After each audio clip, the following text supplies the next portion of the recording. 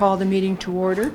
You will notice that Mayor Boddy is not in the chair tonight, and we all wish him a speedy recovery.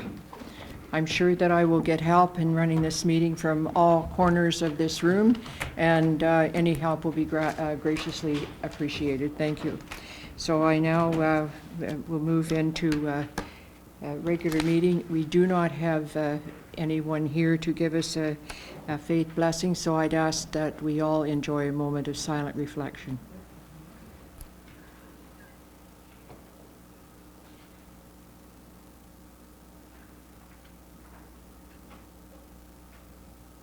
Thank you. Are there any additional items? Councillor Kepke? I have one regarding civil marriages. Civil marriages. Richardson? I have three. Councillor Thomas, excuse me. Call me whatever you want. Okay. I have three items tonight, one on development charges, one on the 8th Street reconstruction project, and one on the 15th anniversary of the Business Enterprise Center. Thank you. Councillor O'Leary. I have questions on time management and procedure. Time management and Procedure. thank you. Any other councillors? Staff? Pam, Ms. Coulter? Thank you. I have a report regarding an appeal to the Ontario Municipal Board regarding the approval of zoning bylaw amendment number 15. It was sent out to council earlier today. And one other? Yes, sir. Becky? Yes, Your Worship. Item, bear with me. Item 12A6, Your Worship, unfortunately has been pulled from the agenda, and the associated bylaw, item 18F. As well, Your Worship, I'd like to give council an update on our situation with respect to water. Okay. Thank you. So we will pull those two. Thank you. And take note of that. Yeah. Thank you. Anyone else? Clerk? Okay. Any disclosure of pecuniary interest? Councillor O'Leary. I have a pecuniary interest on number 12A2 and 12A3 as it affects my business.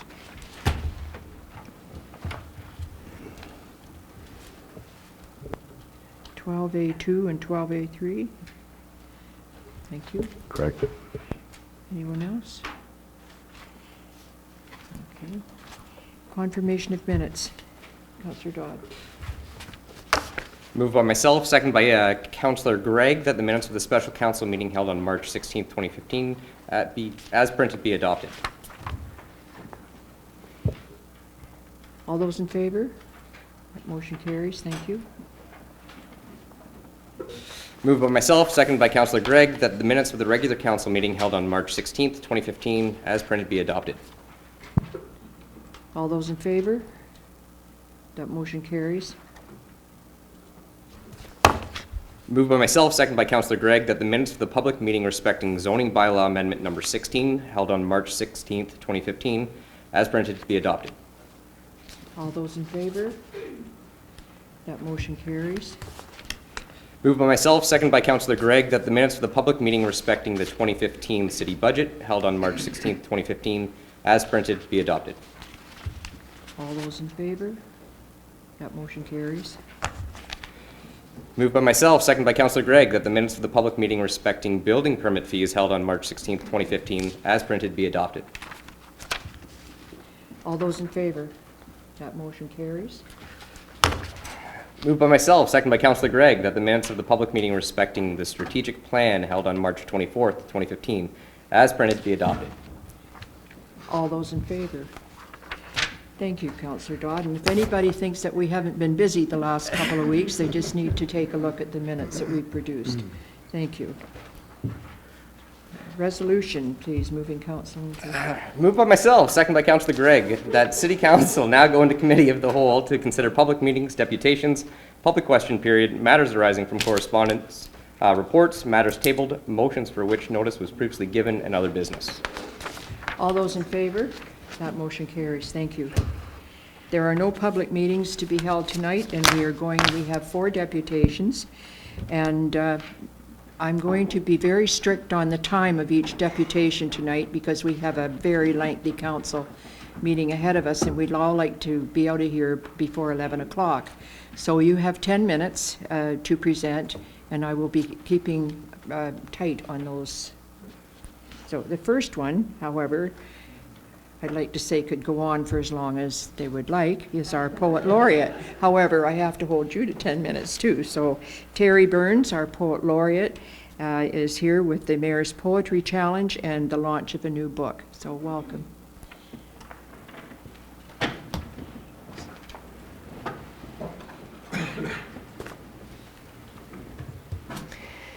Thank you, Your Worship. Your Worship, councillors and City of Owen Sound staff, my name is Terry Burns, and I'm Owen Sound Poet Laureate for the term of 2013 to 2015. I'd like to thank you for signing on to the Mayor's Poetry City Challenge and giving us an opportunity to tell you about our project, which has been generously supported by Poet Laureate program sponsors Frank Dabbs, John A. Tamming Law, and Dave Medill of BMO Nesbitt Burns. In mid-January, I had the idea to put together a poetry anthology based on the subject of food, which is the theme of this year's National Poetry Month. It seemed a perfect theme for Owen Sound, given its agricultural roots and surroundings, its wealth of local poets, its Poet Laureate program, and its iconic farmers market, which has also been home to the monthly poetry and music event Sounds at the Market for the past 7 years. I was surprised and very pleased at the response I got from the community. 38 poets contributed work to this anthology. The Ginger Press stepped forward to publish it. Jim Algie contributed the foreword, and in 2.5 months we had a book. One of my tasks as Poet Laureate is to create a legacy project during my tenure, and this volume fits the bill admirably. Bob Menzies and I would like to read a couple of poetry selections for you now. Bob is a co-founder and the co-host of Sounds at the Market, along with his wife, Caroline. The poem I've selected is actually not from this volume, but nicely fits the theme. It is called Green Beans. If you grow anything, make it green beans. Watch the stalks climb and breach the tops of trellises. Seek tendril holds like blind, inquiring inchworms. Admire the purple flowers. Take your eyes off them only for a moment. Find the flowers have beamed, long pods dangling. Trellises so heavy that wind would topple them were they not so entwined. Pick the beans. Leave some to dry for soup. Then sit in sun on a late summer Sunday afternoon, snap them clean and crisp and green into one tin pail, plop the tops and tails into another. Study the sky. No longer vacantly blue, but heavy with cloud, layered in shades of mushroom and smoke, milkweed and grape, pierced with light. Wind will sigh cool and elusive. Next door, a child will blow a whistle. Let the wind lift the leaves and skim your skin. Let the clouds take their shapes and lose them again. Let the light come and go. Let the beans snap and saturate your hands with the sweet and fleeting scent of green. I'd like to ask Bob to approach the microphone now. Thanks, Terry, and how's everyone tonight? It's a rhetorical question, we don't need a vote.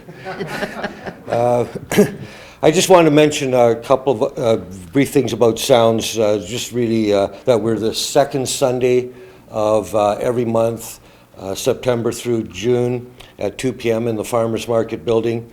We're partially sponsored by the Georgian Bay Folk Society, and we make up the rest of our money through donations. And one of the things I'm most pleased about with Sounds is that we make it accessible to anyone. There is no admission charge. We do ask for donations, but we never turn anyone away. Okay, this is a poem called Blended. I got an electric blender for Christmas 2014. And with noisy efficiency, it makes nourishingly colorful smoothies. Now, it doesn't make life itself any smoother, less gritty, but it does, in theory, make my body healthier, stronger to deal with the ragged tendencies of the day-to-day hustle. Any combination, any variation, fresh or frozen, it apparently makes no difference, of well-chosen, mushable ingredients, with imagination as the new frontier and common sense as the trusted borderline, can yield an intriguing elixir to keep the jingle jangle, a robust tonic to slick the dull and dreary doldrums, an anti-stagnation potion against the persistence of rust. And it led to this realization: life itself is more interesting, more exotic, and ultimately more healthy when blended. Blended friendships, blended cultures, and blended art. The richness and passion of each combo coalesce to make something new. The long-standing, complacently tired, enlivened by the newly dreamt, moist, unearthed. And musicians understand blending. Bob Dylan juiced the traditions of everything from English, Scottish, and Irish folk music to American blues, jazz, gospel, country, and swing, through rock, rock and roll, and rhythm and blues. Swirling symbolist, modernist, and beat poetry into his heady stew, spun with advertising lingo and the verbiage of news, mingled with perspective flavoring spices of surrealism, Dada, Fellini, Freud, and Jung, and the herbs of satire, Mad Magazine, and other humors and wit. Smashing cultures together into huge explosions, altering the flesh of music into the great, ever-shifting unknown. Well, that was the mid-1960s, and the revolution of popular music had begun. The Beatles, Brian Wilson, Paul Simon, and so many more. The modernization, the innovation, the transformation. And it would be the food that would fuel my soul. The soundtrack for forsaking the shadows and the shackles of the norm. The resolve that instead of being fearfully pure, rigid, and alone, I'd rather be fearlessly blended and engaged. Thanks. Thank you very much.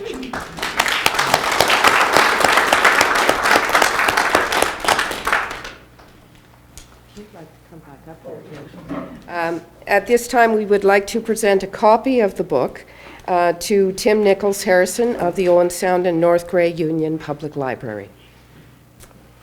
Thank you. Thank you. It's wonderful that the city has taken time tonight, and amongst all your busy plans and all of the deliberations that you're going to do, to take a moment for poetry.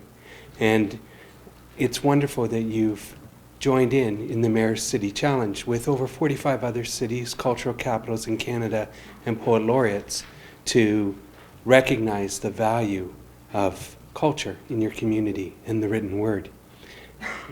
I'd like to thank you for that, and thank everyone for the robust tonic that was shared with us today. Thank you. Thank you very much, Tim, and it's always a pleasure to have the poet laureate come to a council meeting. And for those of you that didn't know, it was the Calgary Mayor, Naheed Neshi, that issued this challenge that all municipalities should have a poem read at their council meeting during March and April. So anyway, it was a pleasure for us to do that, and thank you very much to all of you for coming Any comments from council? Councillor McManaman? Just one, your worship, your acting worship? Whatever. All right. It's not- A rhetorical question Mr. Menzies asked. Since it's the mayor's challenge, is the mayor required to write a poem for this? We could probably pass something tonight in his absence. Why don't you go right ahead? He's watching at home, I think, so Okay, I'll leave it at thank that, but thank Okay, you. thank you. So now we have Ally Boltman here is talking to us re Banningham Grove. Welcome, Ally. Thank you. I'm bringing this up just to keep time. I'm not expecting Okay. a call of any sort. Thank you, Your Worship and Council, for having me here tonight. I appreciate this opportunity. My name is Ally Boltman. I'm a new Georgian Bluffs citizen, but I have a studio here in Owen Sound and work in Owen Sound. I've presented to Council before in 2008 and 2009 about this issue with Banningham Grove. In your agenda package, you'll see a summary from my past deputation documents outlining Banningham Grove's importance from both an architectural and cultural heritage lens. For the sake of those who may not have an adequate history of the building, I'll take a very brief moment to review. Banningham Grove was built by architect Owen Johnson Showell, who also designed Poulette Place, which is the dental clinic at 2nd Avenue East and 7th Street East, Bothwell Manor, and the first Jubilee Bridge, among others. It's a high Victorian structure circa 1880. It was at one time a beautifully maintained private home owned by the Holmes family, the Toms family, as well as even a member of Billy Bishop's family, an uncle, I believe. For many years, it was Louis Steakhouse, a popular restaurant for locals and tourists. By far, its most famous use, however, was that of a summertime brothel used by Margaret Matthews between the years of 1907 and 1915. Margaret Matthews had a series of brothels in Canada and in the U.S. Her sporting houses were in part the inspiration for specific, geographically targeted expansion of the Port Arthur, Duluth, and Western Railway, and her real estate holdings were legendary in Northern Ontario. Ms. Matthews was born in Holland Centre but moved to Thunder Bay as a teenager. She had become one of Canada's most successful and pioneering businesswomen long before the suffrage movement had taken hold in Canada. Margaret's enterprise had crossed the 49th parallel when Agnes MacPhail was barely out of her cradle. Margaret Matthews' legend has now entered its 3rd century. To give you some idea of her impact, Ms. Matthews is featured in numerous books. Her name was on the lips of both Canadian and German soldiers on the battlefields of Europe in the First World War. She's inspired works of art and theater productions in Canada and the U.S. The local Tin Roof Press magazine was named for Banningham Grove. Each summer, a team of researchers hike the mountains of Minnesota to locate the remains of one of her brothels built during the expansion of the railway there. She's been the focus of lecture series, poetry, newspaper and magazine columns, radio shows, museum archive studies straight across North America. Due to my research over the past 7 years, I've been contacted no less than 3 times by 3 different film producers interested in learning to hear more about Mag's life for the development of feature films or television shows in the future. While some may find aspects of Banningham Grove's history distasteful, there is no question that the building's legacy forms a unique part of Owen Sound's heritage and creates a distinctive sense of place for the city. Only a town as rough and notorious as Owen Sound in its formative years could ensure that it earned the honor of being the 2nd longest dry city in Canada until 1972. Margaret Matthews and Banningham Grove are an integral part of this unique legacy. It is somewhat ironic that Mag Matthews' story is often of more significance to strangers outside of our city limits than to those who have grown up steeped in her legacy. When Banningham Grove and Mag Matthews' story is finally told to a broader audience through popular media, people will come searching for tangible pieces of her legacy. If demolition of Banningham Grove remains on the table, that pursuit may only lead to the discovery of another dollar store or an interpretive plaque completely invisible from the highway.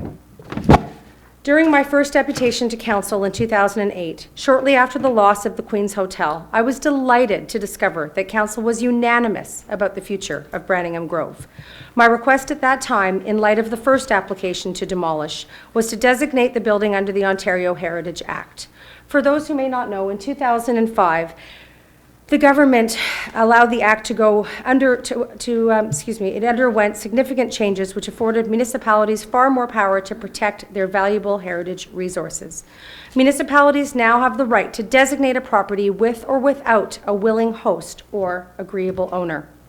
In 2008, the city ordered Villebroyd, the former developer, to pay for an unbiased heritage impact study to help staff, council, and CPAC determine the true heritage value of the building. The report, which was included in your package this evening, was very clear that Branningham Grove was worthy of designation for a variety of reasons aside from its cultural heritage. Briefly, those reasons are: the building displayed a method of construction and masonry representative of excellent building skill and design in Grey County, 19th century. The building's architect was of importance regionally, and the property has contextual value because it's important in defining, maintaining, or supporting the original character of an area and supports the transition from urban to rural landscape and streetscape character in the city of Owen Sound. Despite Council's 2008 unanimous motion to designate, City staff recommended that Branningham Grove be listed on the city's Heritage Register rather than designating it under the Ontario Heritage Act. Staff felt that this would allow the developer to work with the city planners more creatively for the site plan. I understood that rationale at the time. At the time, the developer promised to retain the building by moving it and rebuilding it. That promise was not kept, nor was the promise to heat the building and protect it from vandalism. Property standards were not maintained. As much as I would really prefer not to dwell on the past, it's important to note that the bylaws for property standards were not enforced many times over a number of years, and the city didn't revisit the issue of designation as discussed in recorded minutes. For my part, I trusted that the parties would act in good faith. Due to a very busy professional and personal life, including the adoption of a child in 2011, I did not press the issue as aggressively as I could have, and for that, I am sorry. Branningham Grove is now owned by the company that first purchased the property from the Gavaris family, not Villebroyd. Villebroyd walked away from Branningham Grove, presumably because it was easier to build across the street where there was no building on the Heritage Register with which to contend. Here they developed Heritage Grove, where the grove of trees, including endangered and healthy butternuts, were cut down, and where nothing of local heritage exists anymore. Owen Sound is not at risk for becoming a city of interpretive plaques. Unfortunately, we have already become that place. No matter how well written, no matter how detailed, an interpretive plaque can never replace a heritage structure. For a city with such a unique, rich architectural heritage, for a municipality located in a province with laws in place to allow for the protection of heritage, for a city that has so much to offer those who want to work, live, and play here, we're failing in some really fundamental ways. We're not meeting the goals that have been identified by experts around the globe as crucial for healthy civic identities, for successful tourism, for a sense of pride and overall prosperity. We're losing our essential uniqueness, our sense of place, and our history. We are taking for granted our citizens who are invited and legally required to be part of engagement processes, like the development and reviews of official plans. As a city, what we state on paper as our collective goals are not the targets we're achieving. We are also sadly unable to support all of the retail development we currently have. Our census has confirmed our population stagnation. Determining the impact of increased development on all of our existing businesses in all of our commercial zones is a test required by our official plan. If you consider the abundance of available commercial floor space within city limits, the redevelopment of Branningham Grove is not warranted or necessary. I'd also ask you to continue some of the changes that have been happening in the Canadian retail scene as recent as this weekend's announcement of future shop closures, the recent announcement of Target closures. Things are changing in the world. They are moving back to a system of customer service and personable, community-oriented, smaller-scale businesses. Branningham Grove is in no worse condition than any of the surrounding houses boarded up on the north and south side of Highway 26, yet those buildings have not been deemed unsafe or in need of demolition. We have the remnants of a beautiful old stone building in the north commercial end of 2nd Avenue East that's a shell of what it was and has no supports in place whatsoever, but the public and the city are not forcing demolition there either. Branningham Grove is in surprisingly good condition considering its state of purposeful neglect. Even the building inspector was quoted in the Sun-Times as saying he didn't feel it was unsound. It is able to be restored. It's been done before. It will be done again. There was a building in Woodford that sat for 30 years without doors and windows, and it's now been lovingly restored by Jan Sedaris and her husband, and it is one of the most pristine properties in all of Grey County. Designating Branningham Grove will support crucial protections, and this decision will honor our city's unique history. Designation will ensure that all current or future developers, when new development is warranted based on verified population growth, address respectful and thoughtful development on the site. Designation will allow us to retain a strong sense of character at the eastern gateway of our city. Designation will allow Branningham Grove's current or future owners to have tax advantages and heritage funding opportunities. Designation will also show that this council has done its homework, that it respects the official plan, provincial policy statements, the Ontario Heritage Act, and the opinions of professional arm's-length heritage experts. Designation will show respect for the heritage of our county and our country. Finally, designation will also ensure that future councils do not need to be saddled with repetitive future fights about Branningham Grove because steps were finally and firmly taken by this council that reflect our city's guiding documentation and the wishes of our citizens. The developer seems to have waited for a new council to be in place to put this demolition request forward. I wonder if they are counting on you to be so superficially bothered by the building's current purposely neglected state that you won't be inspired to study the issue carefully, but instead will simply pull the trigger. Citizens elected you because they felt that you would be fair and educated about local issues, informed about our own guiding documentation and best planning practices so that you could make the wisest decisions possible. We all know that tearing down Branningham Grove is not going to solve our population problems, nor generate any significant revenue for the city through demolition. When the time is right for the redevelopment of that site, the city will stand to make its share of revenue from development fees as usual, including through the adaptive reuse of Branningham Grove on site. So I'm asking you tonight, for the third time in 7 years, to take a stand and to ask yourselves, what do we want this city to be? With all due respect to city staff, giving developers flexibility around heritage property has not proven to be an effective tactic. Another plaque is not worthy of our city and its unique history. The only way a developer will work thoughtfully with a significant historical resource like Branningham Grove is if they're obliged to consider it in their development. There have and will continue to be organizations that would have to happily, adaptively reuse this building, others who would treasure it if it could be moved to a new location. While I maintain that Branningham Grove is best kept in situ, preserving it is the goal and the one that is most likely attainable through designation. 1 minute. By designating Branningham Grove, the developer will either adaptively reuse the building in line with heritage preservation, or the property will eventually attract a new owner who will appreciate its heritage attributes. By designating Branningham Grove, you will be following the advice of heritage experts, respecting the city's official plan, and listening to your own people, many of whom are in the room tonight or who have signed the petition long ago to fight for it. This years-long conversation will have been well worth the effort when council makes a decision that reflects the needs and interests of its community. And I'm just going to close with a comment from the petition. Branningham Grove has an elegance and ambiance that can never be replicated in a modern building, no matter how much money is spent. There is nothing like it in Owen Sound. More to the point, there is nothing to equal it in the surrounding tourist destinations. The high-end tourist dollars are out there, and it is not strip malls that will attract them. Far from being discarded, Branningham Grove should be the central feature of any new development that is allowed on this site. Janice Brand. Thank you. Thank you. Okay. Our next,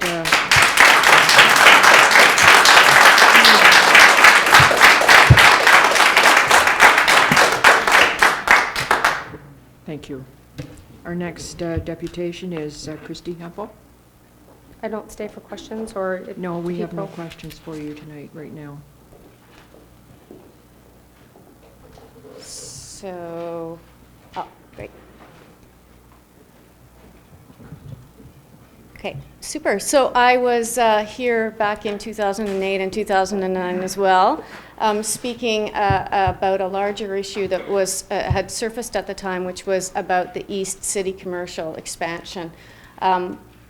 And so, but before that, I just want to talk a little bit about the complex problems of not knowing when it's time for a building to be torn down and to make way for something new that's going to be a positive addition to the city, and how removing obstacles for developers or builders who are going to really make an improvement to the city is really a helpful thing to do, to give them a lot of flexibility and to move with them. So I took a picture of the sign on the hoarding here. This was a building a lot of people had been fond of, but the new development is going to bring a housing stock we don't have. It's going to bring density and rejuvenation to the core. So in that case, a very good decision to really work with this developer to try to make sure that there's very few obstacles for them in terms of trying to redevelop it. I think it will definitely change the character of the heritage downtown.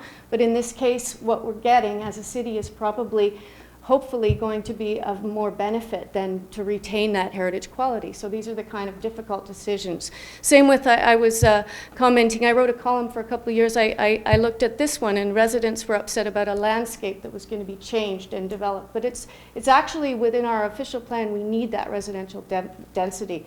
And so understanding that this landscape needs to go, but it's better because this development, this is Barry's construction, it was Bruce Tom's, but we're going to get some added units within the city boundaries. And so it's a good decision to help that developer move past it. And even some of the sadder ones, over time buildings go, but we infill them with things that the city needs, kinds of housing stock we don't have. I don't always like the aesthetics of what we have, but the main thing is density, because density is the biggest problem that almost every North American small city has, is a lack of compact development and density.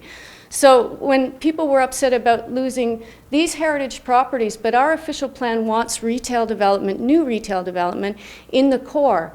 And so what comes instead, we may not enjoy it as aesthetically, but it's really important to have this in the core. So these are also kind of complex decisions. There was a lot of furor over them, but it's great to have a modern retail chain in a walkable center. It's good to have new affordable housing. These are right next door to each other, the Shoppers downtown. So those buildings had to go, but we have something now that strengthens our core. This one was a little more complex, and I think that we're still hearing about it. People are upset about it, and that's because the city has to look at what we got instead. And you'll still find this demolition on YouTube now. And so when you have, but this was a clear case of neglected architecture. So the building had been neglected by the owner of it for years, and it was probably beyond saving. That becomes complicated. It was a tough vote for council. And I think a lot of us mourn the loss of that because what we got was a parking lot. And, you know, I'm glad that the people who own the business center there have extra parking, but we lost something considerable there because actually really due to owner neglect. And that's because the building probably wasn't designated, or there's all kinds of reasons why that was complicated. But the bigger problem that I see is when a developer has contempt for the goals of the city and for the people of the city. And I would say that it's really unlikely that anyone in this room, obviously people who run for council, who come to meetings, who work for the city, we don't have contempt for our place. This is our home. But many investors do. They don't know the place. They're trying to flip properties. It's really a money-making machine. And so when you feel that, that something's beneath you or deserving scorn, or you disregard something that has to be taken into account. And I see some contempt in some of the developments around town, and I see it in this particular application for Branningham's demolition. So for instance, with the Serenity Waterfront development, this one makes me laugh. I took a picture of the luxury coming soon. I remember catching this rendering in one of the newspaper articles of what's going to come to this waterfront development. Well, this rendering, if you look close, there's not even any water in it. No developer does a rendering of a real project on the water without water. They just clipped it from some other place. So if you go online to this DevCo site, you'll see that they're advertising it. Here's a close-up of that. This isn't even Owen Sound that they have pictures of. They say, you know, the charm of idyllic Owen Sound is the setting of the upcoming release of the Serenity Water. Well, these pictures there's mountains in the background of one of them. The downtown on the left, that's not our downtown.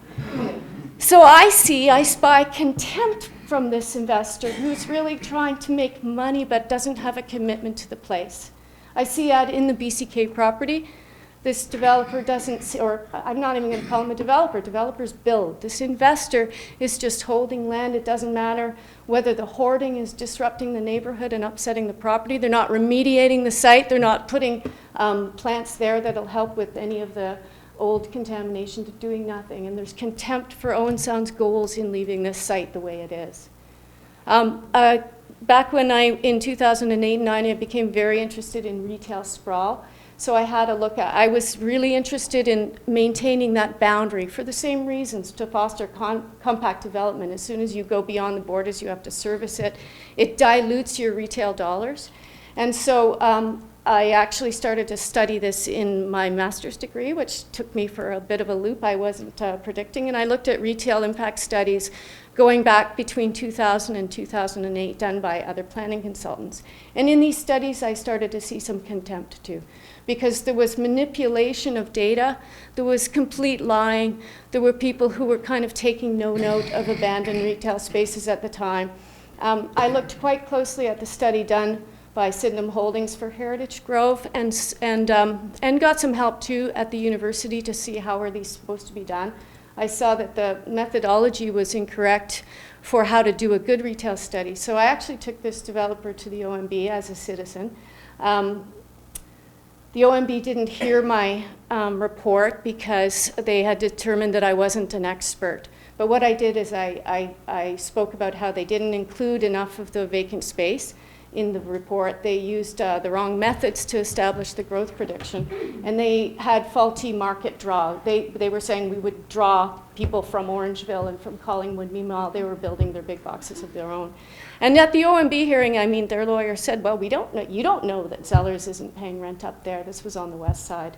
We don't know the details. And the OMB judge agreed with them. I didn't really know that that was a vacant building, so I wasn't allowed to present that. And plus, there wasn't a good team there. The mall owners didn't fight this application, and they were hoping that the big box development would help with a certain amount of energy in the retail sector.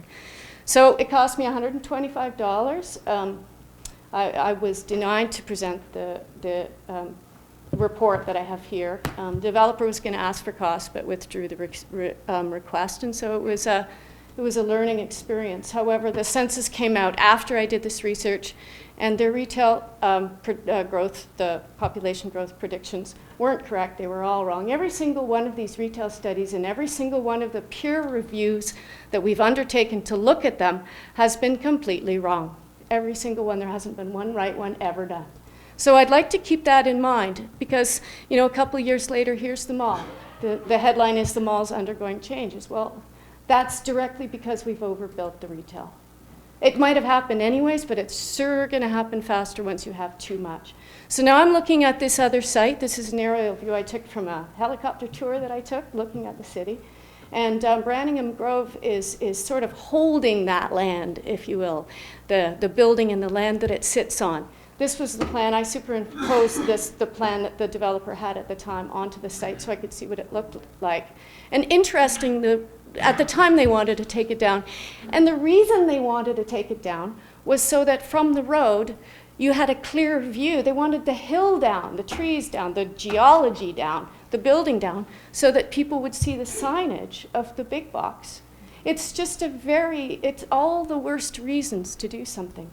So I would imagine that they took a look at the kind of sentiments against that they saw in council and the full CPAC meetings and the community position. They said, just wait for a new council, wait for this to die down, wait for people to forget, and then I'll be able to maybe flip this once the building's gone. They probably heard, oh, once you have a designated building, you can't really sell a property. It's not true at all. So, well, that's out of order. So I agree with the initial heritage consultant who did this heritage impact in 2009. This was at the time a professional's report who suggested that we keep it, but we have a new heritage expert on this particular building, probably a scholar in the community who could probably write a PhD thesis on the reasons that this building is interesting to the community. That's Allie Boltman. So we can move past this, and now that we have a little bit more expertise on why this particular building's worth saving. But I want you to see the contempt in this builder's willingness to let this go derelict. It's purposeful. It's to manipulate people into thinking that there's no other choice. There are lots of choices with adaptive reuse. People who love these buildings end up knowing how to do it quite efficiently and economically. I've done it myself. The building I live in is efficient. It's been something that's been a joy to be in. It's up to date. It's not a problem. And I'm glad somebody didn't decide to just, let it go. It was in pretty rough shape, and it's fine now. And Branningham Grove could be as well. It wasn't that many years ago that we weren't having dinner there. So the the state of the building as it is not beyond repair. It's just very purposefully looking that way to pressure people into being ashamed of it. So I thought I'd end in this because that was a bit serious. This is Meg and her gals. I did actually print out a copy of the report that I did at the time that was a part of a paper that I wrote in case anybody does want to do a bit of the reading. I can email it to you. I can talk about it as well. I think there's a lot of folks who probably have no idea, what it was that I was delving into, but this was just a part of an overall study on compact development. And just to keep in mind that the biggest problem that most cities in North America face is a lack of density. It's a common problem, and it's the one when you're in a position of contraction, you have to strengthen your core. Thank you. Thank you very much, Ms. Anybody have any comments? Any comments? Okay, thank you. There don't appear to be any comments right now. We have with us the, I'm sorry, go ahead, Councillor Thomas. Yes, it's my understanding, through you to the Director of Community Services, that there is a report coming to the Community Planning and Heritage Advisory Committee later this week on this issue. And at that point, there will be a discussion and in theory, at least a recommendation coming forward to council through their minutes. And I'd just like to ask that those minutes come back to council on our April 13th meeting, if possible, just to give us some time to discuss and consider what the recommendation may be. I'm sure they will. They certainly can. Thank you. Okay. Do you hear that? You understood that's just coming up at our committee meeting on Thursday at 5 o'clock in the basement boardroom, and it will be coming back to council then. Okay, Council. Your worship, the meeting is here on Thursday just to provide for some deputations that night. Yes. Okay, thank you. Thank you. We have the warden of the county with us, Warden Eccles, and he has the acting CAO, Ms. Folks, with him. So welcome, Warden. It's a pleasure to have you with us. Well, thank you very much. Acting Mayor. Is that the title you want to take? Actually, it's Deputy Mayor, but that's, you can call me Acting Mayor or how. Or like everybody else, just call you what I want. Okay. That's right. Your Highness, welcome. Pleasure to be here. The pleasure certainly is very interesting. You were talking about poetry. I just wanted to say that West Grey has been the host for quite a few years of the Words Aloud Poetry Festival. The mayor of West Grey for the last 8 years has read poetry at that festival. If you really want good entertainment, click onto the Words Aloud website and you will find a video of myself doing that, making just a complete fool. No. We can't wait, right? Liz Zetlin, my good friend, is here, and she has helped me quite a bit. Every once in a while I do step out of line and choose a poem of my own volition, and that usually gets me into terrible trouble. Anyways, thank you very much for the invitation to be here this evening and give a bit of an update from the county's perspective of what is going on and what we are looking forward to seeing in the future.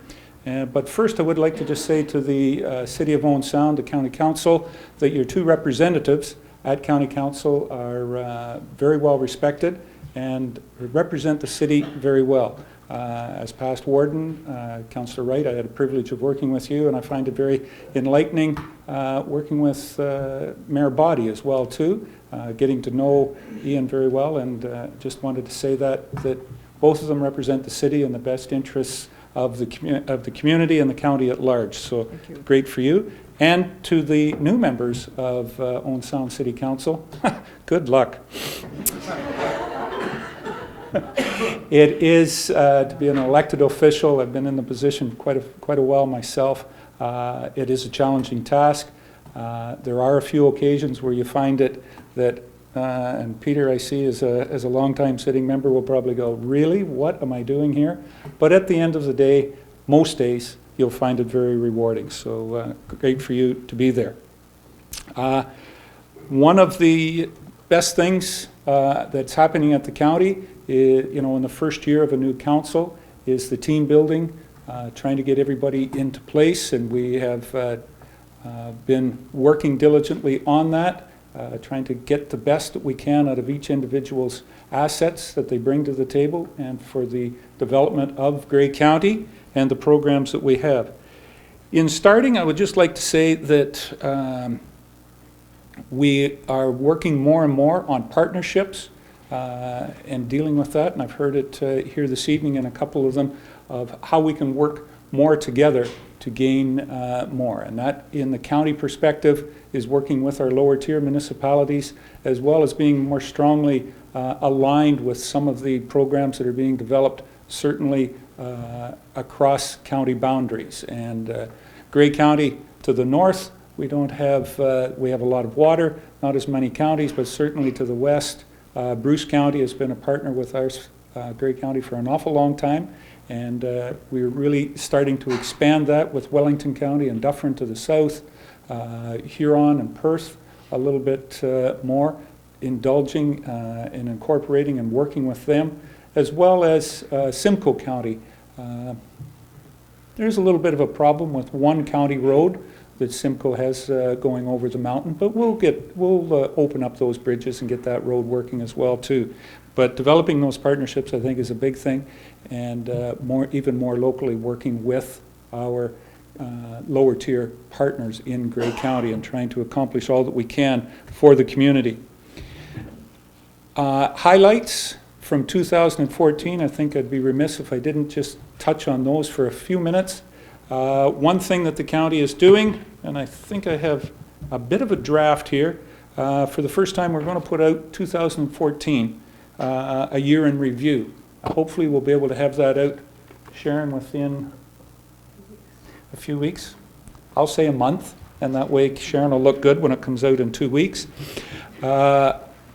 It is going to be mailed or tried to be delivered to every household in Grey County, just to give an update as to what we're doing. What we'll find in that certainly is the county, as you know, is invested kind of outside maybe our norm, but we have $2 million going into funding to the Marine Emergency Training Center up at the Georgian College. It is a very important aspect to the city of Owen Sound, but it is even, I believe, more of a greater asset to the county of Grey. And in that, keeping in that idea of our young individuals being able to live here, go to school here, and establish and maintain and grow their families here as well too. Look forward to that. We've put $1 million into, in this year's budget, into the regional hospital and the Grey Bruce Health Services. Part of that will certainly be going into the cancer and heart care treatment at the Owen Sound Hospital, but it was part of the county's aspect going in on the healthcare campaign that the Grey Bruce Hospital Network started, and we have $1 million into the Markdale Hospital as well too. Nice that we had last fall an announcement that was going to be built. I'm not sure that it's going to be in this term of council, or certainly won't be in my term as warden, I know that, but we do look forward to that. The shovel, from talking to the president and CEO of the Grey Bruce Network, Mr. Thurston, the other night, he's hopeful that we will have a shovel in the ground and see some work being done on that site as early as 2017 into the fall, or into 2018 in the spring when that starts to go ahead. One of the other things in healthcare that I'm very proud to say was started last year and is really taking off this year is the EPIC program. Our paramedics are under a pilot project with the province on delivering home monitoring, is I think the best way to describe it. We have paramedics out there that are highly trained. We have a huge push from the province to start aging at home, and with that there needs to be certainly assistance. And one of the things that come forward, we were very fortunate to have the opportunity to make this pilot project where our paramedics are going to be able to drop in and check out individuals that are at home and just need that monitoring to make sure that everything is okay as they recover, either whether it's coming from hospital or on their long-term care. It is something that is going very well and been received well by the residents, and we look forward to that evolving, hopefully, into a program that will be across the province. And if it is, we can say that it was developed here in Grey County and be very joyous with that happening.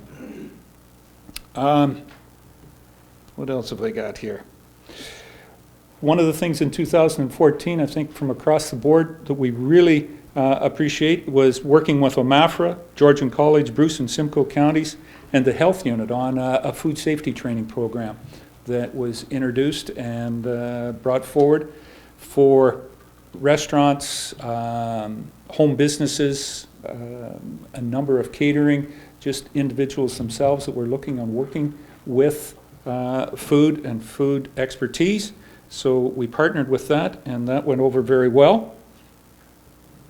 Probably the biggest project that Grey County is involved in the southwestern region is the SWIFT, or high-speed fiber optic internet. And it is a project that we've started back in 2013, maybe even as late as 2012, and have been moving forward. Grey County, our IT director, is the main push on that with the Western Wardens Association about getting fiber optic connectivity across southwestern Ontario, mirroring or trying to replicate what was done in eastern Ontario to get high-speed internet to everybody. There are a number of pockets, certainly throughout Western Ontario, that have high-speed internet, but I take it it's like the road that is paved and it's 4 lanes. I think there's a few of them in the city of Toronto, and you come to a dead end. And that's what fiber optic is in a lot of places. It's one thing for you to have high-speed internet, but if the person you want to connect to, whether they're in Chatsworth or in Varney or in Ravenna, if they don't have that high speed, it's not going to be able to connect and talk with them in an efficient manner. And one of the businesses over in Meaford is just absolutely dire need of it. They do HD definition work, and the download capacity that they need, if we don't find it for them shortly, if they don't get fiber, I think it's about 30 jobs that they have there, and they're working worldwide. Projects come into them, they develop it there and send it back out.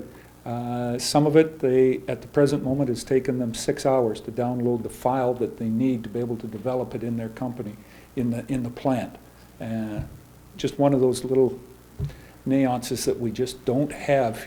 And Grey County's not alone in that. There's all kinds of evidence of it in Bruce, Simcoe, Dufferin, all over southwestern Ontario, right down into Essex. So in my mind, it is one of the most important things that we can do for economic development and growth in southwestern Ontario, and certainly here in Grey County. Certainly our continuum of upgrading and maintaining our long-term care. There's 316 beds in Grey County. Of course, 166 of them here at Lee Manor, here in the city, and continuing to improve the quality of life and the homes for those people, and to make them their home. One thing that was started in 2014, no, sorry, Madam Chair, you'll know, it was started in 2013, was the Transportation Master Plan on how we're going to deliver goods, how things are changing. As Christy had said, the traffic, certainly one of the biggest things in the city here, is we're surrounded by an agricultural community, and to get that wheat out, it comes into Owen Sound. How does that come into Owen Sound? How do those trucks get to the harbor? How does a lot of that salt and other deliveries get out of the city? So it's very important that we find out how the movement of goods, the movement of people in and out of the city, to buy stuff from Mr. O'Leary's business and everybody else's business, It's the movement of people and how that's changing and how it's going to change. I think one of the interesting things is how we are going to, whether it's air delivery, are we going to have trucks, and are we going to be looking 20 years down the road? Is it going to be drones that are going to be delivering things, and we're not going to need roads? I think we're a little more than 20 years away from that, but then again, I thought when I had that cassette tape that I'd mastered the music business as well too, and I wouldn't need anything else. Things move fast in today's technology, so we've got to take a look at that as we're doing in the master plan of how that is going to move and what we're going to need. It's not just about transportation and cars and trucks, it's about cycling, it's about walking, it's about all types of transportation from recreational to institutional and industrial movements as well too. We started on, speaking about a little bit more, is regional transit. Can I make the announcement, Sharon, that we got some funding for that, or is the province going to give me a slap on the knuckles again? We made, the announcement came, as you do know, we had $100,000 has been dedicated to this. I joke with Sharon because I jumped right forward. I thought it was a great thing. The province says that they want to, any press releases, they want to screen them before they go out. Apparently I didn't do that, and we heard right away quickly. If you don't think Big Brother's not listening, just do that once and you'll find out. But the regional transit we have, to be able to make it more efficient, most of it is around the individuals that have problems with transit, whether it is from low-income families that just can't afford cars, to disability transit, all of that, and trying to work it. We've put a program, or put a group together, and we found there's somewhere between 15 to 17 groups across Grey County that are supplying transit, from cancer volunteers to smart transit, which is disability, home and community support, which is medical, and quite a few other ones. Meaford has a transit system into the schools. Certainly the city of Owen Sound has their transit system. How do we make that more efficient? One of the things that we're looking at and going forward in 2015 is a main phone-in and basically a call center where you're going to be able to phone into, develop a software program for dispatch so that you don't have 3 or 4 different vehicles going down the same road, each one picking up an individual and coming back to drop them off. And then one place I saw the other day, there was 3 different vans sitting at the Hanover Hospital, each one of them delivering somebody there. And I just looked at it and said, you know, were they a mile, were they a block apart? But they had 3 different. Could you maximize those seats that are in a lot of those vehicles? And that's what we're looking at there.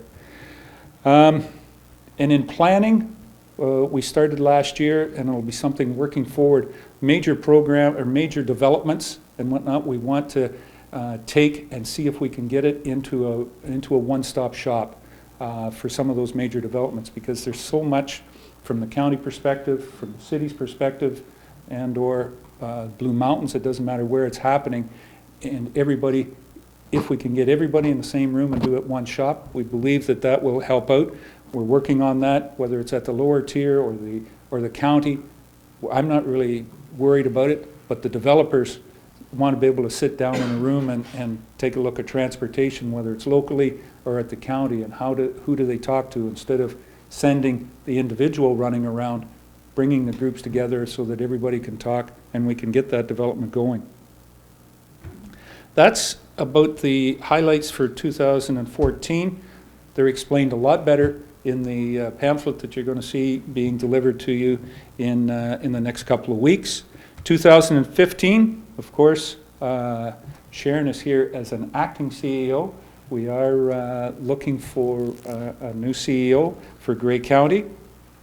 The intake for that's finished in last Friday, so we'll be going through that process, and hopefully by the summer, by the 1st of June, at the latest, we'll be able to announce that we have found somebody to, lead our staff. I think is the biggest thing that we're looking forward, having that management leader, but to be able to be that liaison between trying to interpret what the policies or dreams of council are and be able to turn that to the staff, how they can implement that and make it happen. 2015, was happy to say that we were able to bring a negative 2% budget in at the county. I hope and our hope was that we were able to offer some relief to the funding at the lower tiers, was our ability. We certainly at the county recognized that we had a great benefit from that shift of the province uploading social delivery services, and it was the way that we found to be able to get it back into the lower tiers that saw the clawback on that as well too. And however you want to, it's better than any loyalty program. I think we even sent a check along to every municipality that needed a little boost. So use that however you want. There was no strings attached to it. Thank you. One of the biggest things, as I said, on partnerships, we'll still be looking forward to working on transportation. I think there's a small project going on County Road 15 here in the city, so we look forward to coordinating that and partnering with that. I don't, at what point in time? It's underway. It's going to. I was just going to ask you whether, at what point in time are the water pipes thawed out enough that we can get to that work? Is it? Sorry. I'm just going to ask you, will you leave a little bit of time for questions, please? Okay.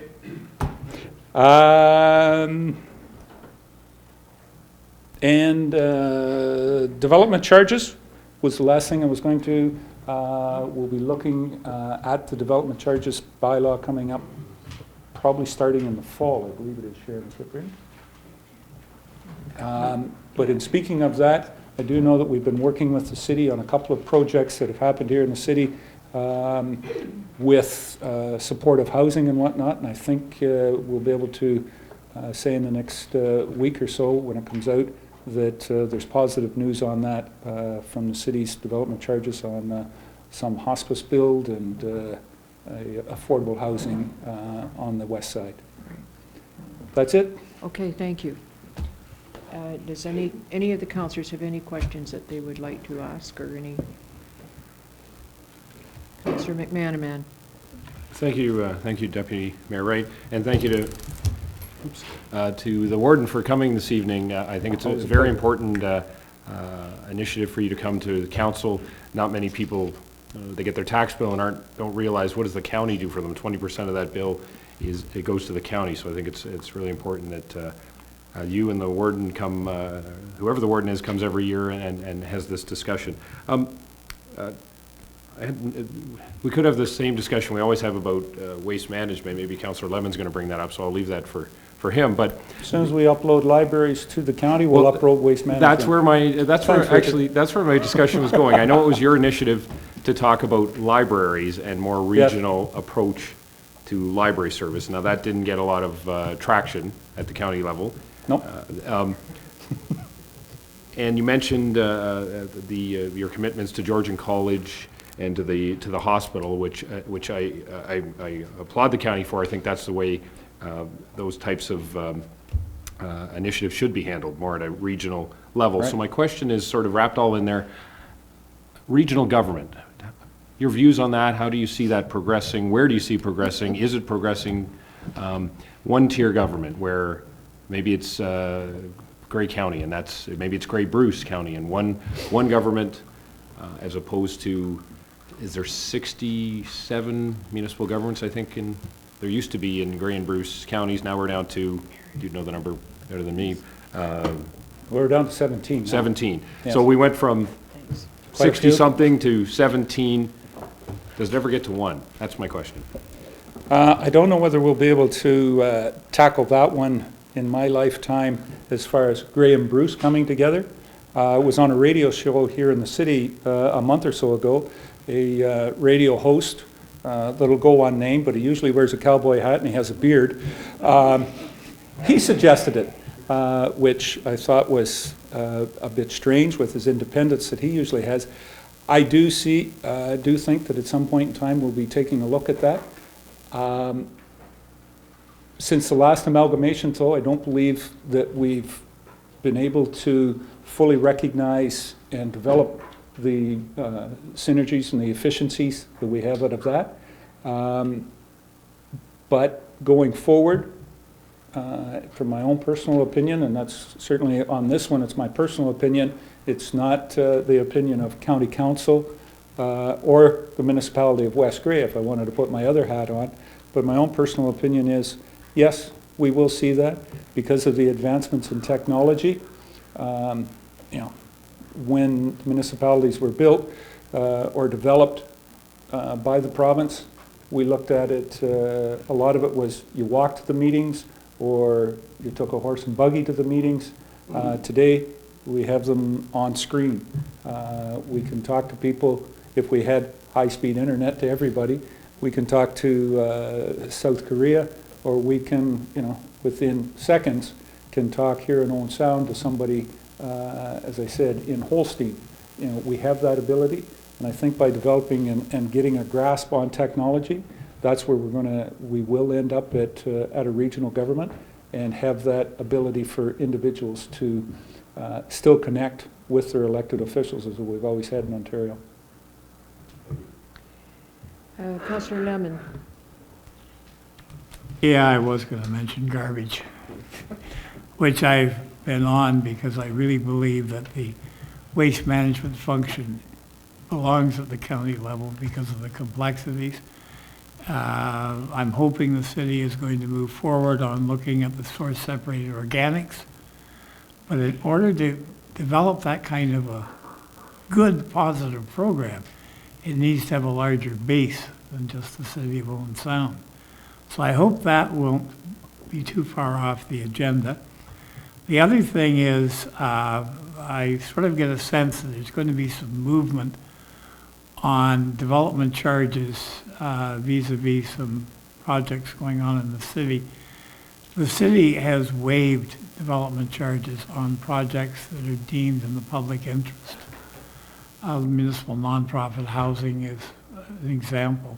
Correct. And to me, it's really important to give as much financial assistance as we can to these kind of projects because the benefits certainly outweigh the detriments. But I wanted to congratulate you on the SWIFT initiative and Georgian College. I think those are huge moves forward.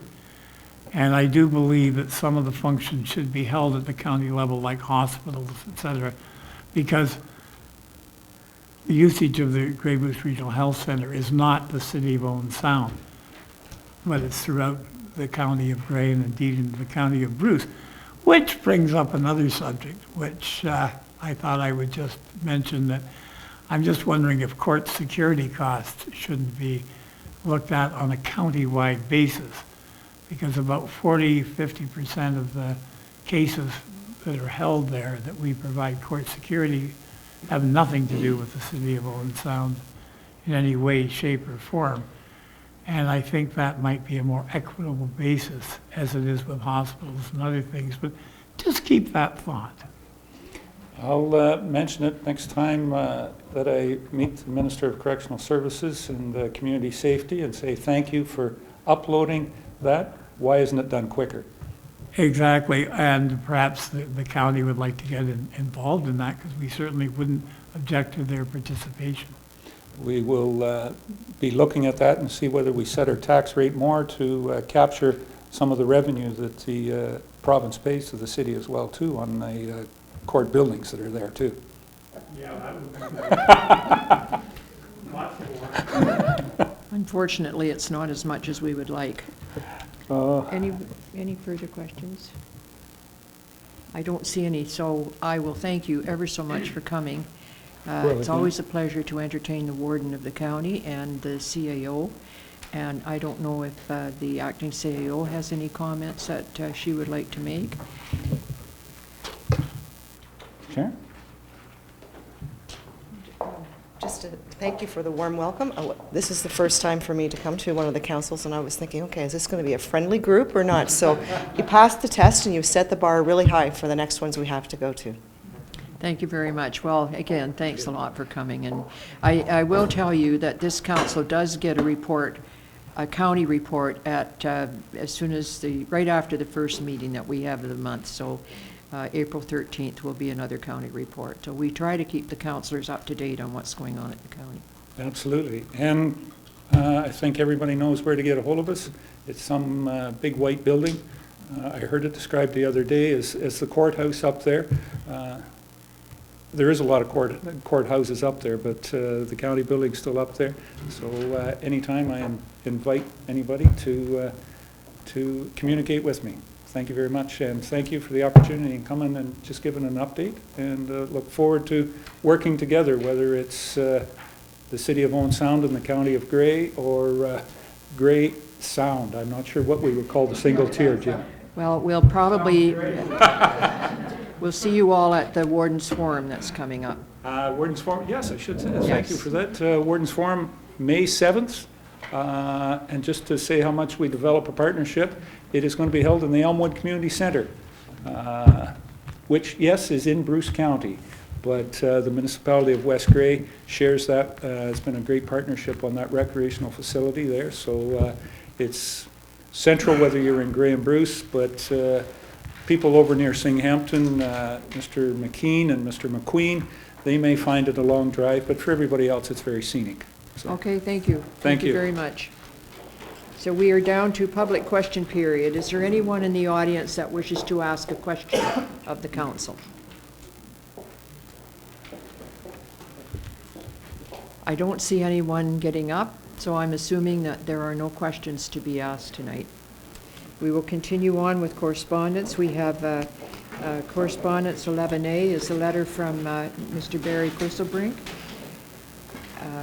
How would you like to deal with that? I'd entertain a motion to receive. No, not right now. Councillor Lemon? I would make a motion to receive. Your Worship, I would make a motion to receive, as there will be discussion of this under other business. Thank you. As Councillor O'Leary. Yeah, I just, I'm curious as to why this is on the agenda. How did this get on the agenda? I'll ask the city manager, please, to... Thank you, Your Worship. The mayor asked that it be put on the agenda as it was addressed to mayor and council. And that's the normal protocol, that anything addressed to mayor and council goes on a council agenda. Okay, and the other letter that came from the Home Builders Association, why is it not on the agenda? I don't know that I've seen that through Your Worship to Councillor O'Leary. I certainly haven't seen a letter from the Home Builders Association. Well, I got it today finally. Apparently, Mayor Boddy was at a dinner with them, and they had a letter, and it was to come to council. It was to come to councillors, and yeah, I sent it to the councillors, and it's not on the agenda. That's why I was wondering why. I did have a conversation with Barry Chrisselbrink today, and he had a conversation with the mayor and said, you know, he didn't want the letter to go on the agenda. He just wanted the councillors to read it, just as information. So, I'm just wondering how this happens. We have the same letter from the Home Builders Association saying the same thing that Barry has said, but only one is on the agenda. So that clears it up. Thanks. So the letter from the Home Builders Association just arrived today. Friday. So we probably will get it for if we want it, can be on the next meeting, or we'll just all receive it. The mayor asked this to be put on the meeting just so that all councillors would have the information. So it's there. We have a motion to receive the letter. Any further comments? All those in favor? That motion carries. Thank you. We have correspondence here from Ernie Hardman, MPP of Oxford. This is a request for support for the Housing Services Corporation Accountability Act. This is coming to you tonight for, we need to make a decision as it's time sensitive, and it will be getting the second reading, I believe, fairly soon. I think the letter is certainly self-explanatory, and I believe it's a good letter to support.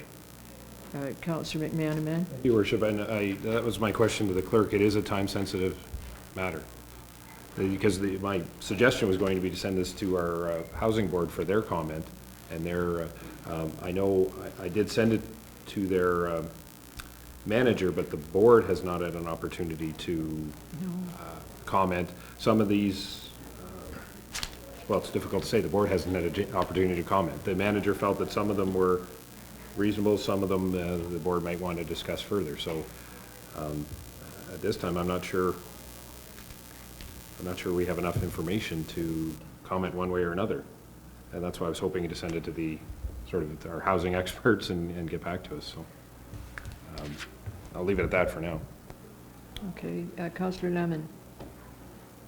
This has been a sore issue with the Owen Sound Municipal Nonprofit Housing for many years. They are forced to buy their insurance through this group, and they can get it on the open market for less money than they would have to pay with this provincial cooperative that they've set up. And as a result, they assess the Owen Sound Housing Company a fee for not being a part of the cooperative. And even with that, on top of the lower bid that they get from the private sector, it's still less money. So I would make a motion, one isn't already on the table, to endorse this. Because I think it's a mistake that didn't work. And it's costing the local housing providers money each year because they have to buy their insurance either through the Housing Services Corporation, and if they don't, they have to pay an assessment, which to me is, I'd call it sort of blackmail, for lack of a better phrase. Thank you. So there's a motion to support this recommendation that's come, or to support this bill. Any further comments? All those in favor? Those opposed? That motion carries. Thank you. We are down to reports of committees and staff. And we have, which one did you declare on, Councillor O'Leary? We have report 12A, change in real estate brokerage firm. And let's see, Mr. Furness, Steve, will you please just explain this? I think it's fairly straightforward, but just tell us a little bit here. Right. So we had selected through an RFP process a real estate firm of Ernie Coates and Bill McFarland with RE/MAX, and we're in about a year of that. And they had called me to tell me that they have switched brokerage firms, and our RE/MAX firm also phoned me to tell me that and laid out the options. So it's a matter of I'm recommending to council to continue on with these two individuals as per the contract. It means a different brokerage firm, but a lot of the marketing is done through the individuals. I think we've established a pretty good rapport with these two agents going forward. Councillor O'Leary. I'll move the recommendation. Thank you. Any further comments? All those in favor? That motion carries. Thank you. 12A2, this is a report from the Director of Financial Services on read the invoicing for water and wastewater to customers affected by frozen water services. Mr. Ritchie. Thank you, Your Worship. Several weeks ago, Council asked how the city would invoice for the period during the frozen water services, we will call it. And Jeff, if you could bring up that one slide. I think it's important to understand first how water is billed currently.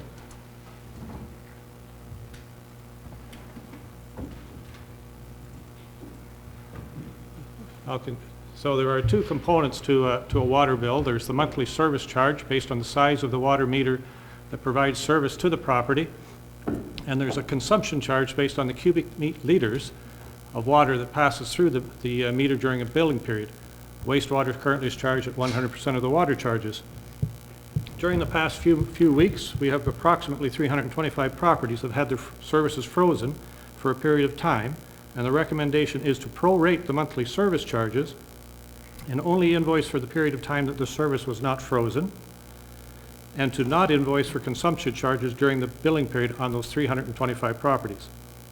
It would be difficult to estimate how much was consumed during this period, as even when the services were not frozen, the city directed that water be left running 24/7. As well, some properties were frozen several times, complicating this issue for staff.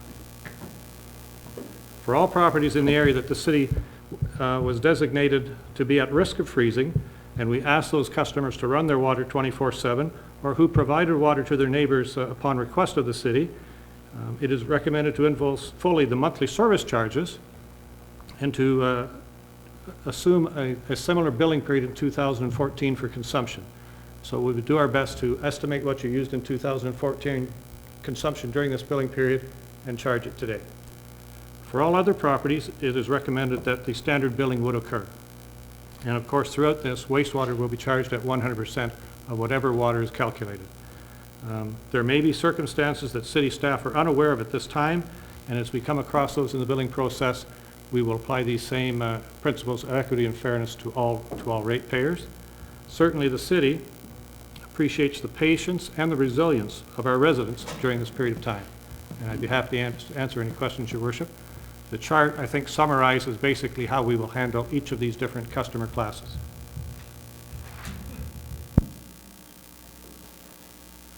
Thank you. Councillor McManaman. Thank you, Your Worship. And so for Mr. Ritchie, the billing period, the billing cycle it's 3 months? That's correct, Your Worship. So for frozen, let's take the first one for frozen service, there were some that were out for 25 days, there were some were out for only a few days. Those people would be charged a prorated on whatever the fixed amount was. So if they were out for 5 days, they wouldn't pay for those 5 days. That's correct. For the rest of the 3-month period, they would be waived. Is that the intention? For the service charge, we would prorate it. It's $23.70 a month for an average residential property. And if your service was frozen for a month, we got that from our staff, we would basically not charge you $23.70 for 1 month of the service charge, charge you $23.70 for the other 2 months, and we would anticipate waiving the entire consumption charge. It would be virtually impossible for us to estimate how much you actually used. Our reads would be all over the map on those properties. As well, I think probably those residents who have certainly, those 325, have certainly struggled through this, I think, again, with great patience and great resilience, and I believe it would be a nice gesture on the city's part to forego that consumption charge. And sorry, the 3-month period is January, February, March, end of March? Is that correct? Our billing periods vary throughout the city. They are not all the same, but the period we're talking about would be in that general area. That's correct. Okay, thank you. Anyone else wish to speak to this? There is a recommendation. No.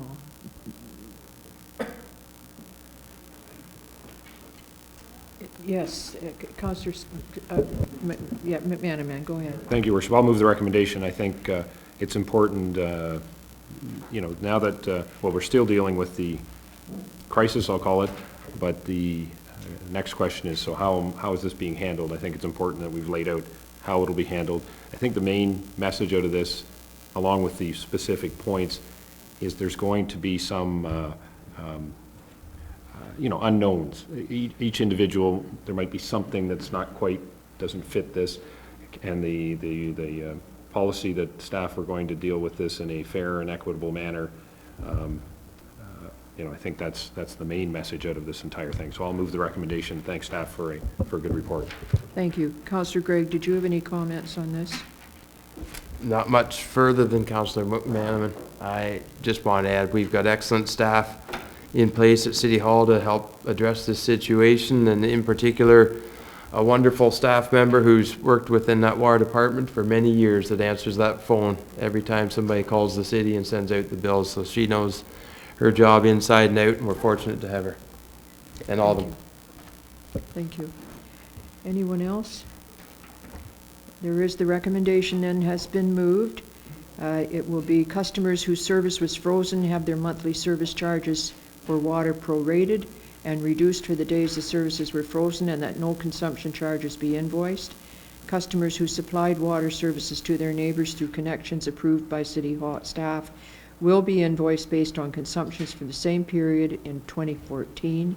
Customers who lived in the designated areas where city staff asked that water be left running 24/7 will be invoiced based on consumptions from the same time period in 2014, and wastewater charges would just be at 100% of the water charges as usual. So everyone knows what we're doing. All those in favor? That motion carries. Thank you. And 12A3, again, I call on our Director of Financial Services, Mr. Ritchie. Thank you, Your Worship. It's now time to set the rates for 2015-16.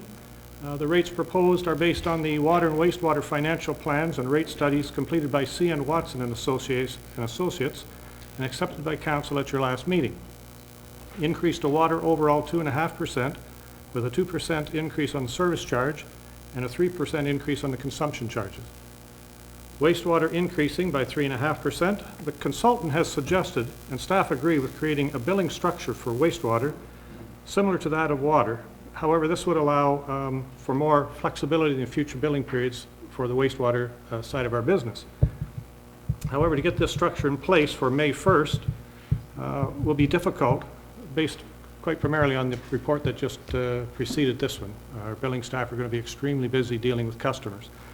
So for the next billing cycle, I am recommending that Council approve a 101% surcharge for the wastewater on the water bills. This will allow staff time during the coming year to set up these rates, attach them to all the customer accounts. A tremendous amount of time, and we are asking Council's indulgence to allow us 1 year to get that in place, and for the 2015-16 billing period to have a 101% surcharge for wastewater on the water charges. Councillor Kepke. Just a question through you, Your Worship, to the Director. Is this for just a 1-year period and then the rates are set again? That's correct, Your Worship. The study recommended these rates be inclusive from 2015 to 2016, this level of increase. But for 1 year, the surcharge would be 101% for wastewater. During this year, we would establish the actual rate structure. Next year, we would have individual rates for wastewater as well as water. Again, it allows us more flexibility moving ahead for billing purposes. Thank you. Anyone wish to comment on this? The motion is there. I'd like whoever moves the motion to read it out, please. Councillor Gregg. I can move the recommendation that in consideration of staff report 15-16 respecting water and wastewater rates for 2015-16, that City Council receives the report and recommends 1, increasing the water meter service charges by 2%, 2, increasing the water consumption charges by 3%, 3, wastewater charges be 101% of the customer's total water charges, 4, rates for all properties outside the City of Owen Sound boundaries are double the amounts charged to properties within the boundaries or the City of Owen Sound. Thank you very much. And I think this is good news, considering that over the last number of years we have increased water. Can you give us a little rundown on the last number of years, the increase we've had to make? Certainly, Your Worship. Generally, for the last, I will say, 5 years, our increases have been in the 9 and 10%. Again, that was the result of a study conducted at that time by our consultants. And the new study recommends this increase that will keep both utilities self-sustaining, and that is the important thing. These are self-sustaining utilities. They are not supported by the tax rate whatsoever. Thank you very much. All those in favor of the recommendation? That motion carries. Thank you. Would someone invite Councillor O'Leary back in? We have report 12.4A. This is the Director of Community Services. Read the update with respect to the RAFA security. And I would call on our Director of Community Services, Ms. Coulter, please. Thank you. On February 9th, Council had considered a report regarding an agreement of purchase and sale, and more specifically the release of security held under that agreement. Council had provided some direction that we be prepared to release that security subject to 4 conditions. That the city is released from the terms of the purchase and sale agreement, the developer provided the city with indemnification, that the developer provides certain easements in favor of the city, and lastly, that the developer provide a payment certificate. The draft agreement is attached. This new agreement essentially eliminates the old agreement once the easements are granted and registered, and the agreement and the easements are registered, and that once we receive the payment certificate, the city will release that letter of credit. So the amending agreement is attached. I sent maps, and they're on your table, showing the lands in pink and yellow where the city will have easements for trail and servicing, as well as a berm for landscaping. So the recommendation is that that council authorize a bylaw to execute the agreement as it is amended, which includes the easements and indemnification for the city, and that once we receive the payment certificate, that security would be released. Thank you very much. Any comments or questions for Ms. Coulter? The recommendation is there. Councillor Dodd? All right. I'd like to move the recommendation. Thank you. Any further comments? All those in favor? That motion carries. Thank you. We have another one, Director of Community Services, read the DIA maintenance agreement. Thank you. The Owen Sound DIA was created in 1973, and for many years the city has had an agreement with respect to maintenance. Their mandate is around beautification and promotion, and the agreement really outlines the responsibilities of the city and the DIA with respect to that mandate. The agreement has really provided over the last several years a positive working relationship between the city and the DIA. There are a few changes from the 2014 agreement. One is to increase the flexibility of the DIA with respect to staffing over the winter months. There was a requirement in there that each week we confirm that we had swept the streets, so that isn't required, although we'll continue to sweep the streets weekly. The DIA staff are invited to attend our parks training, and while this doesn't relieve the DIA from their obligation to train their staff, we really think there is some benefit in them joining our park staff spring training. They require a sign permit for their hottest yard sale banner, although the city will still put that up. We look forward to their new Christmas decorations, but just ask for an opportunity to look at those before they order them, so that we can make sure that they're suitable for the light posts where they would be installed. And the schedule of costs have just been updated to reflect current costs. So with that, the recommendation is that Council approve a bylaw to authorize the mayor and clerk to execute the maintenance agreement with the DIA. Thank you. Councillor Kapke? Just a question through you, Your Worship, about the parking reimbursement. Is that a separate agreement with the DIA, or? Through Your Worship, yes, it is. It's through their budgetary process.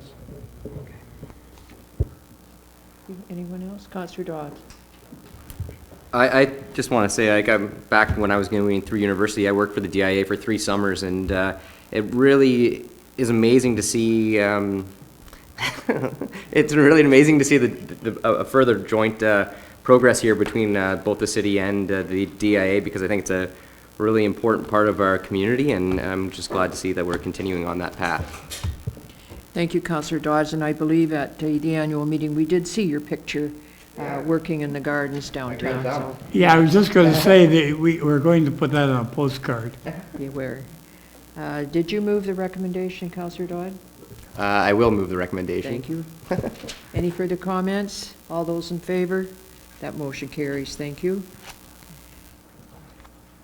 The report from the Director of Operations has been pulled. Did you want to speak to that? I think it's in everyone's interest, Your Worship, that I refrain from making any comments on that particular item. Negotiations are are still underway. We had anticipated that they would be completed in time for this evening's meeting, but however, there's been a few little wrinkles that have been thrown in at the last minute, so hence the reason for our Thank you, request to Mr. pull it. Beckman. We continue with report 12A7. This is the engineering technologist report, read the servicing agreement, and I believe you're going to speak to that, Mr. Becking, please? Yes, Your Worship. Thank you.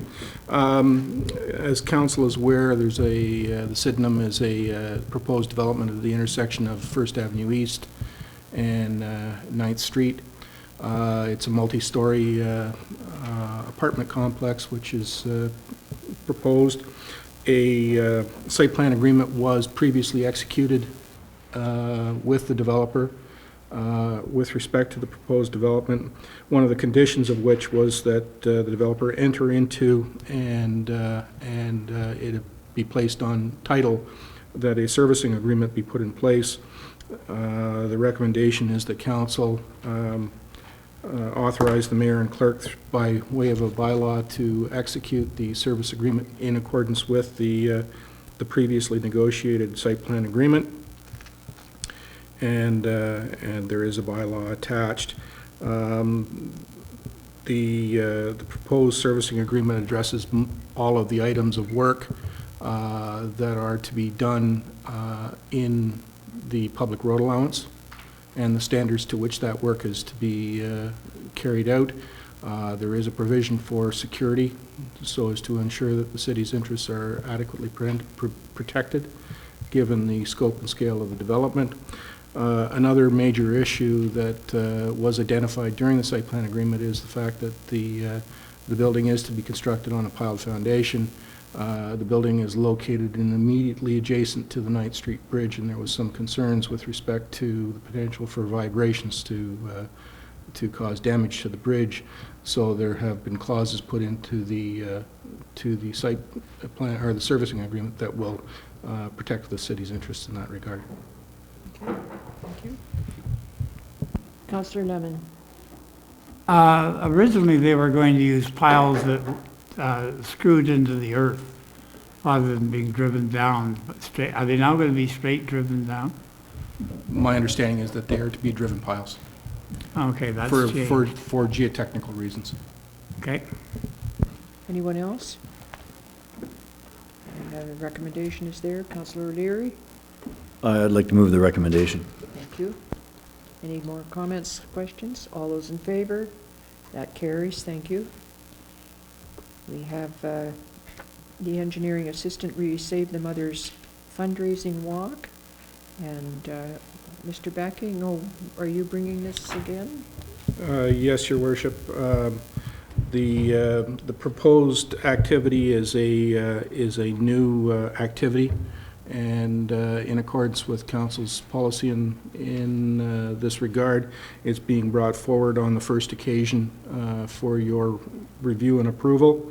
The walk is scheduled for the 9th of May from 9 a.m. to 11 a.m., commencing at the Community Center gazebo and involving 2 laps along the shoreline trail.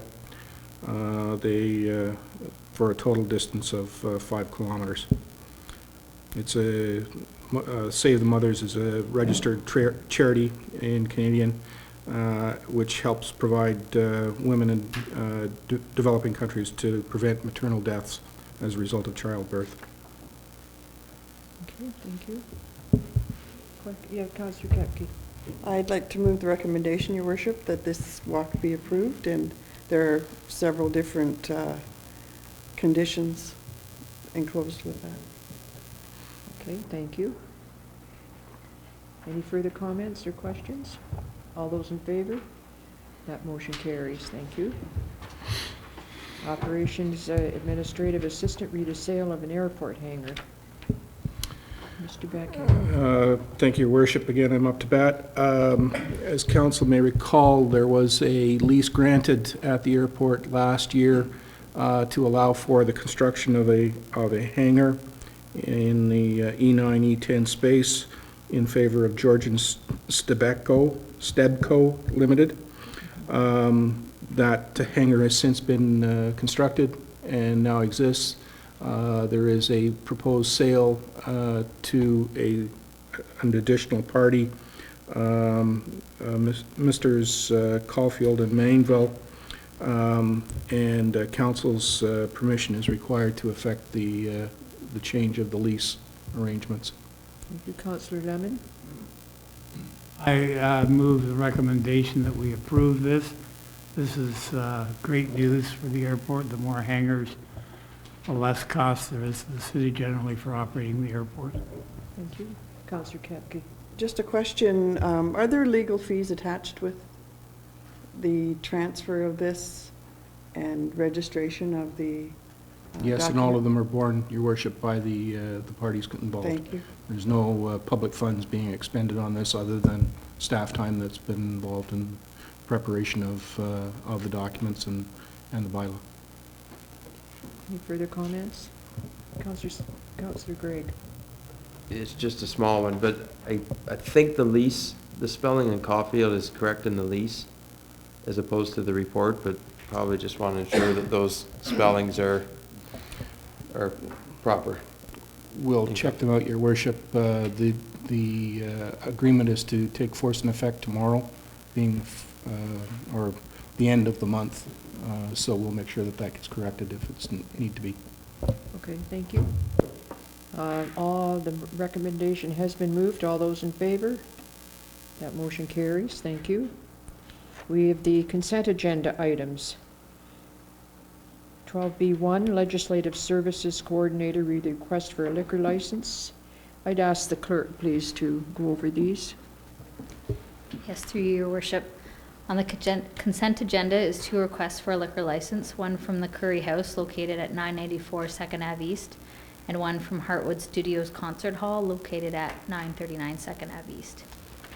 There are several planning notices where no report is triggered, minutes for receipt from the DIA and the Grace Alba Conservation Authority, as well as correspondence received which is presented for the information of council. Thank you. Any comments or questions? Councillor Gregg. I do just have one comment. It's within the consent package, a mention of the broomball tournament held a week ago in Owen Sound. And I would like to ensure that everybody knew how important that was in our community. It filled hotels throughout our city, brought a lot of people into our city. And this was an event, I think, that first tested the waters of our new recreation center in terms of its capacity and ability to host a provincial event such as this. I know they have desires to host a national tournament, but not just in broomball. Regardless of the sporting event, we need to find more revenue streams to offset the expenses of that facility, and they had an outstanding weekend up there. They did face some early parking challenges, and I'd like to point out that the Ministry of Transportation and the city were, I think, fairly quick, and we are very appreciative of the Ministry of Transportation in opening up their parking lot to make it available to the overflow that was attending the event. The Y, I think, also needs to be applauded for their generosity in having their membership somewhat put out because of the parking difficulties that were stemmed from the event. But this was an excellent event. The organizers, by and large, and a lot of the attendees all were from outside the Owen Sound city limits, so I think that's important to note. This great event for our community was organized to the large efforts of those outside of Owen Sound, so it went very well. Thank you very much, Councillor Kepke. Thank you, Your Worship. I'd like to move approval of the items in the consent agenda, but would like to note a couple of things from the conservation minutes, if I could. Thank you. In the January minutes of Conservation Authority, I just wanted to note that the Grace Alba Conservation Authority has achieved Forest Stewardship Council certification through the Eastern Ontario Model Forest Management Certificate, which means that the Grace Alba Conservation Authority has certified forest material that they can now sell. Also to mention that prior to each Conservation Authority meeting for the next few months, there will be orientation for the new members. And of note, in the February minutes, I should say, is the draft budget and budget resolutions, which was dealt with that meeting. You did hear at last meeting that there was a 1.6 increase for the Owen Sound budget, so. That's right, thank you. Thanks. Thank you very much, Councillor Kepke. Did you wish to move the consent agenda? I did, but I believe there's more to come, right? More discussion? Okay, is there further discussion on the consent agenda? I just wanted to speak on the DIA, if I could find my notes. Okay, thank you. Go ahead.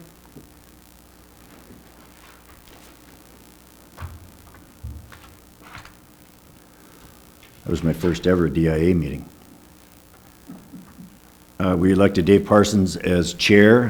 Deb Blackshaw was offered the position of the DIA coordinator. Patty Smith was elected vice chair, and Kathy Hannon was the elected treasurer. Thank you. And they had their annual meeting. I can't report on that yet. It's coming. It's coming, is it? Thank you. Okay, anything further on the consent agenda? It has been moved by Councillor Kepke. All those in favor? That motion carries. Thank you. There are no minutes of boards or committees for approval, but we have two sets of minutes from the in-camera meeting for approval. Minutes held March 16th and minutes held March 12th. Have a mover for those minutes, please. Councillor Dodds. Thank you for both sets, Councillor Dodds. Councillor Dodd, please. Councillor Dodd. Councillor Dodd.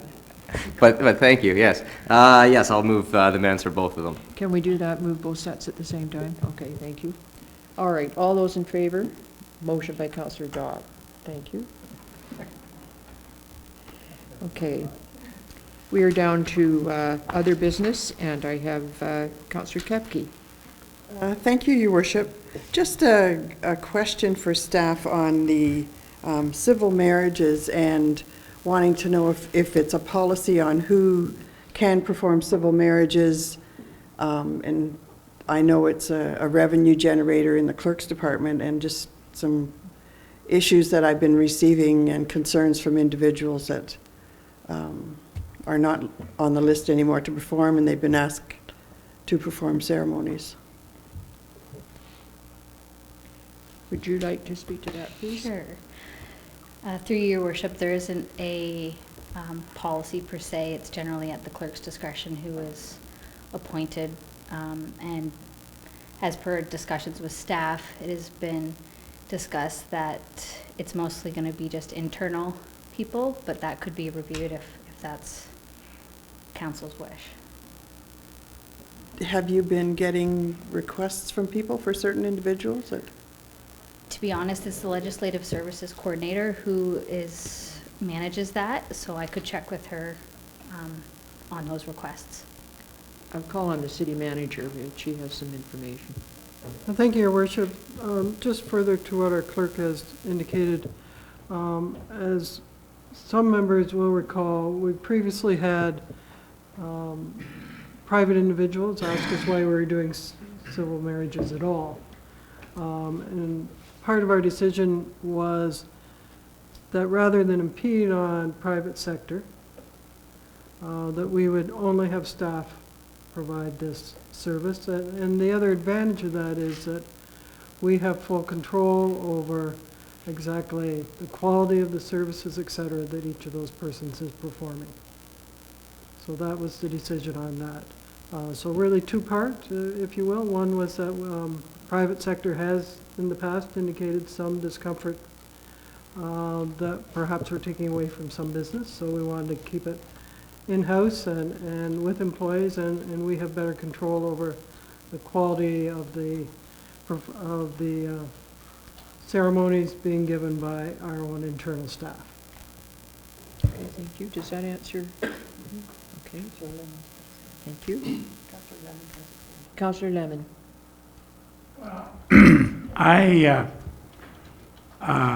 think the quality, the control over the quality has a lot to do with the fact that if people are specifically requested, I think this is a policy area as to whether or not a person who was authorized when they were on staff and then retires can continue to do it. And I really feel that I don't think that's competition with the private sector any more than the city is competition. People should have a choice, and I think that it's been well done. And I really think this should be reviewed, and I would request that we get some kind of a staff report at the next council meeting on how we could create a policy, because there is no policy in this, no policy approved by council in this area. Oh, Councillor Lemon, yes, we did approve a policy on this. Did we approve a policy that we would terminate someone's ability to perform wedding ceremonies? I don't think that was in it. We didn't, there's no policy to terminate. We do have a policy on how to handle it. So that would be included in the policy. I don't think it was. Well, the policy states it has to be a city employee. If they're not a city employee, they're not allowed to do it anymore. That's right, So, yes. and I would agree with that stance. As the city manager has said, we received at least 2 deputations from private individuals, private businesses, if you will, who perform this service, who were not at all happy the city was in it at all, in the business of performing civil marriages. We decided to stay in that business. If a private individual who's no longer in the city employee wants to continue doing it, they are more than welcome to do it as a private individual, just like those other businesses that came forward. So I think the policy is clear. It's a city employee. If you're not a city employee, you can do it privately if you wish. It's not under the city's purview anymore. So I stand by our current policy. Thank you. Councillor Lemon, does that answer your question? I'm not satisfactory. I will read the city policy because I don't think it was quite as cut and dried. And so I will review that and then bring it back. Okay, thank you.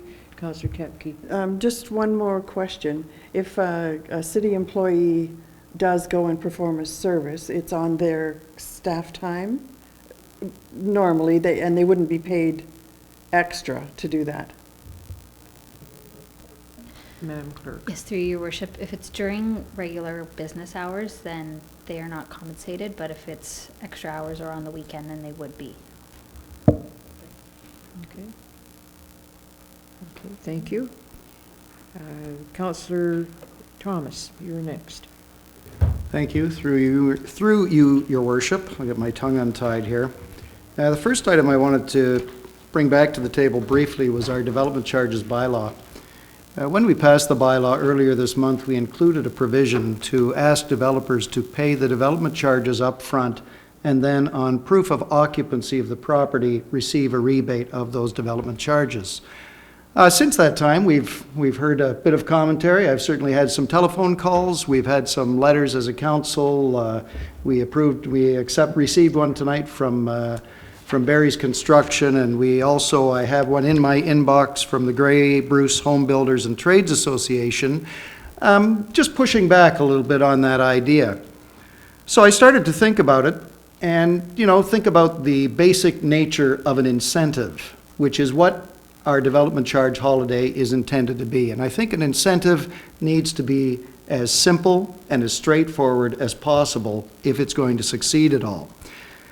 I think that I've come up with a way that we can tweak the bylaw to achieve the same effect. So the intent was to protect the city as we have developers take advantage of the development charges holiday, to protect the city and make sure that it actually becomes a stimulus for development charges. Formerly, under the 2009 development charge holiday, developers were required to sign an agreement and make a deposit. In our case, we decided to dispense with the agreement and keep the deposit.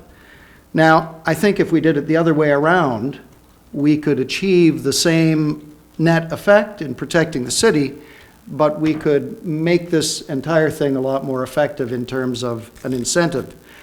So if we had the developers sign a development charges agreement when attaining their building permit, that agreement could stipulate that a proof of occupancy is not provided within 12 months of the end of the development charges holiday.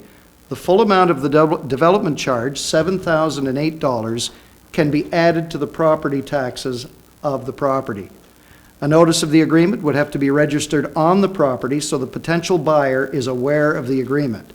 And for anyone who's bought a home, I think you'll know that your real estate agent and/or lawyer will typically make you aware of any of these kind of issues that are hanging around. You know, we had discussed a number of ways to try and sort of ensure that this development charges holiday had the intent that we wanted. We talked about revoking building permits, and that just was a messy idea that was going to involve all sorts of staff time. And I think that that this may actually solve the problem for us and clear the way for developers to feel more comfortable getting busy and helping us out here in Owen Sound.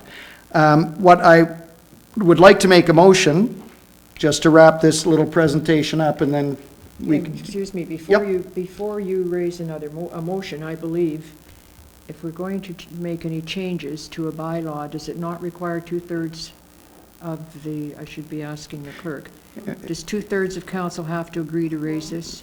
We're amending it.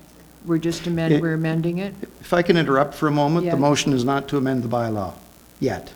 Okay, go ahead. So I wanted to make it a motion because what we have to find out first of all is if we can do this legally. So I'd like to make a motion that this idea be forwarded to Gary Scanlon to see whether we can amend the development charges bylaw in this way to make it more effective all round. That's the motion. All right, that's good. That's a good motion. Thank you. Councillor Dodd.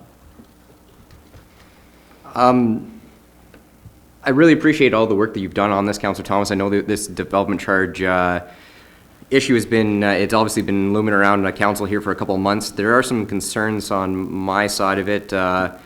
Just taking a look at, I don't mean to be critical here on you on some of that wording, but holding a lien against a property, I don't know necessarily if that's going to be more of a positive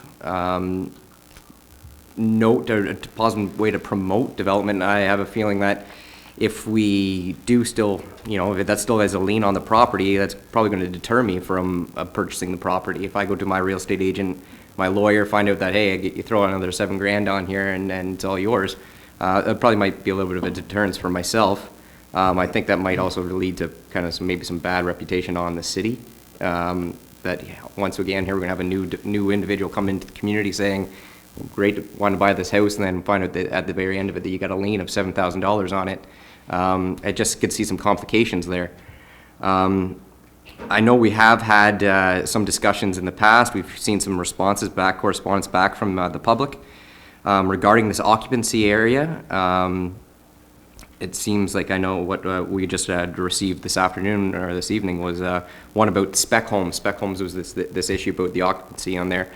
Maybe Pam can further elaborate on what is necessary to get an occupancy permit for one, and two, I guess maybe on the occupancy permit side of it, I'd be, if it's a spec home and that's what we need to, to entice people to come in here, well, why don't we include it could be a friendly amendment in here to see if you could have a number of spec homes included into the agreement, amended in that way to kind of give that enticing for developers. It's just an option to see if we're going to take a report. We might as well see if we can do a report for other options. I'm just thinking, I know if you want to sell a home, you like to see what the home looks like first, and that's a valid point. New people are coming in the community. I think it'd be a great thing, and if that's what we can do to assist that, then I'd be in support of that. But just there's some wordings in there that just would kind of be a little bit of an issue to myself. Thank you, Councillor Lemon. Well, the occupancy permit, I obtained a copy of the provincial statutes on occupancy permits, and I really appreciate, thank you. I believe an occupancy permit is a method that we could use because under that it has to meet all the health and safety requirements. It has to be fully connected to services. It has to have electrical power. It has to have, it doesn't have to have the final finishes to get that. And sometimes, like some people like hardwood floors, others like carpet. This allows the developers some flexibility as to final finish within the home. So I think occupancy permit might be a better way of going than occupancy itself. Because once you can issue the occupancy permit, at that point, about 75% of the money in the building's been invested by the developer or the builder. And he's going to want, or she's going to want to get it sold as quickly as possible. So once you're at that stage, there's no question the house will be completed in a timely manner and be marketed as such. So I would hope that we could look at all the options. I'm not precluding what has been suggested by the original motion. I'm just suggesting that occupancy permits be looked at as a method of determining the completion of the prerequisite by the builder.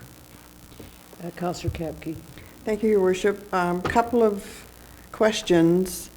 If we had Mr. Scanlon provide us with information, is this an additional cost to us? City Manager, please. I'd have to ask the question specifically, but the contract is concluded. It has. So he would have the right to charge. Whether he will or not, I'd have to ask the question. Okay. And the other part is, I know the letters that we've received are, one of them at least, has certainly made other suggestions. I don't feel that council has been given all of the options or possibilities that we could have used instead of attaching this deposit. And I certainly would like to hear from staff on other options that there would be, you know, to avoid this problem that we're getting into. Perhaps the original mover will amend the motion if that's the case, but we'll... What I'm looking for is more information from staff on other options that would be available for the bylaw as opposed to asking for a deposit. Okay. Yes, Ms. Corsi. Maybe for all councillors, what would be helpful for staff is if we knew what it is that you're trying to achieve here at a higher policy level. Because right now I don't know if the objective is to not have developers pay development charges, or if it's not to have to give a deposit, or what's the goal that council's trying to achieve here? And that would be helpful for us to respond to.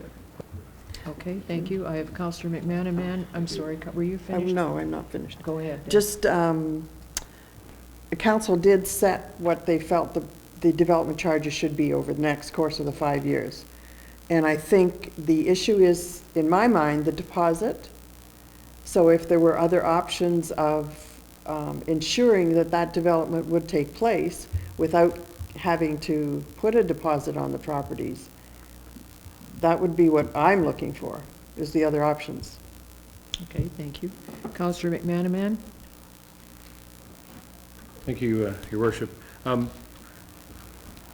certainly not opposed to getting a report on anything for more information.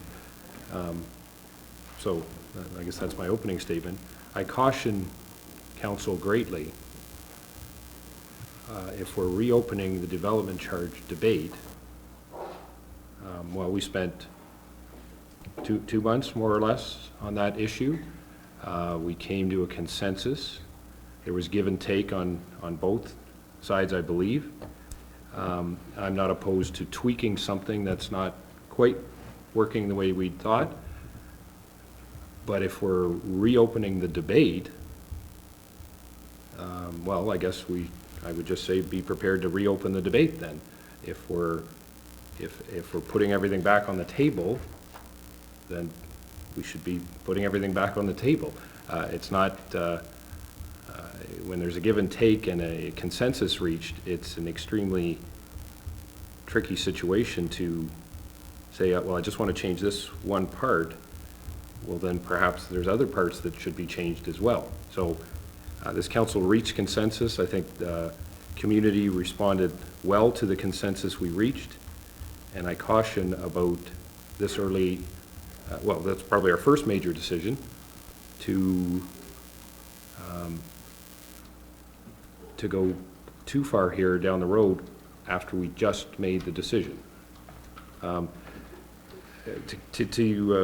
Councillor Thomas's motion, and the main part of his motion, I would agree with Councillor Dodd on some of those things. It's an answer to a question that I'm not aware has been asked. It's an answer to a problem that when I spoke to, well, Mr. Crystalbrink's letter here, I spoke to him as well, as I think most people did. He was opposed to paying the deposit. He didn't say anything about, but I'm okay with it being added to a lien against the property at the end. So again, more information if we're allowed.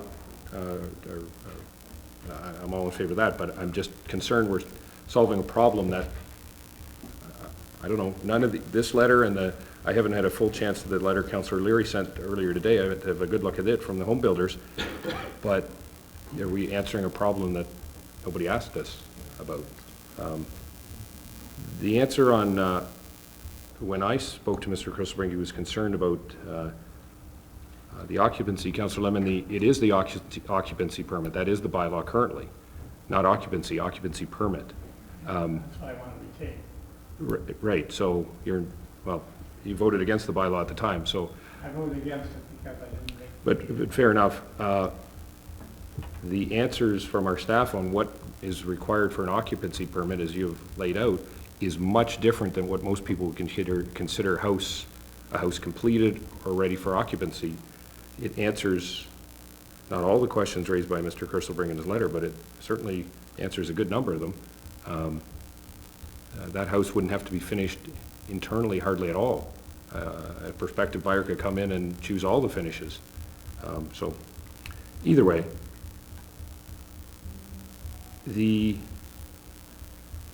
I thought the intent of the holiday was to spur development right now, to spur development in those years, not 3 years from now, not 5 years from now, right now. So as long as we're still moving forward on that premise, again, I'd have no problem with a report coming back and seeing if there's options to answer some of the questions that are raised. That's all. Thank you, Your Worship. Thank you. I have Councillor O'Leary next. Okay, through you, Your Worship, to the city manager. I'm a little bit confused here because the emails that we got from you earlier this week, Councillor Thomas simply wanted you to call Gary Scanlon and ask him a question. Why can't that be done? We pay this company thousands and thousands of dollars, not only for the development charge contract, but now they're doing the wastewater. And you can't call this guy up, you don't have a relationship to call him up and ask him one single question so that this wouldn't have cost us another 3 weeks? What is the procedure City there? Manager. Thank you, Your Worship, through to Councillor Leary. My issue was that this council in a public forum had not asked me to do that and had not had the discussion. That's the issue. So I need instruction from council in a public forum to go and ask the question. Otherwise, I end up in the difficult position of spending public funds, potentially. When any councillor asks a question of me outside of a council meeting without having any idea if that is the direction that council wants to take, or more importantly, that the public have had an opportunity to hear the debate. So how do you go about your day? How do you determine whether you can make a phone call or not all day? You must make 40, 50 calls a day. Your Worship, I don't think, quite Yeah, frankly, we want to get into that. I think we can answer those questions for you, Councillor O'Leary. Councillor McManaman? I would answer that. The city Yes. manager works at the direction of council, not any That's right. individual councillor.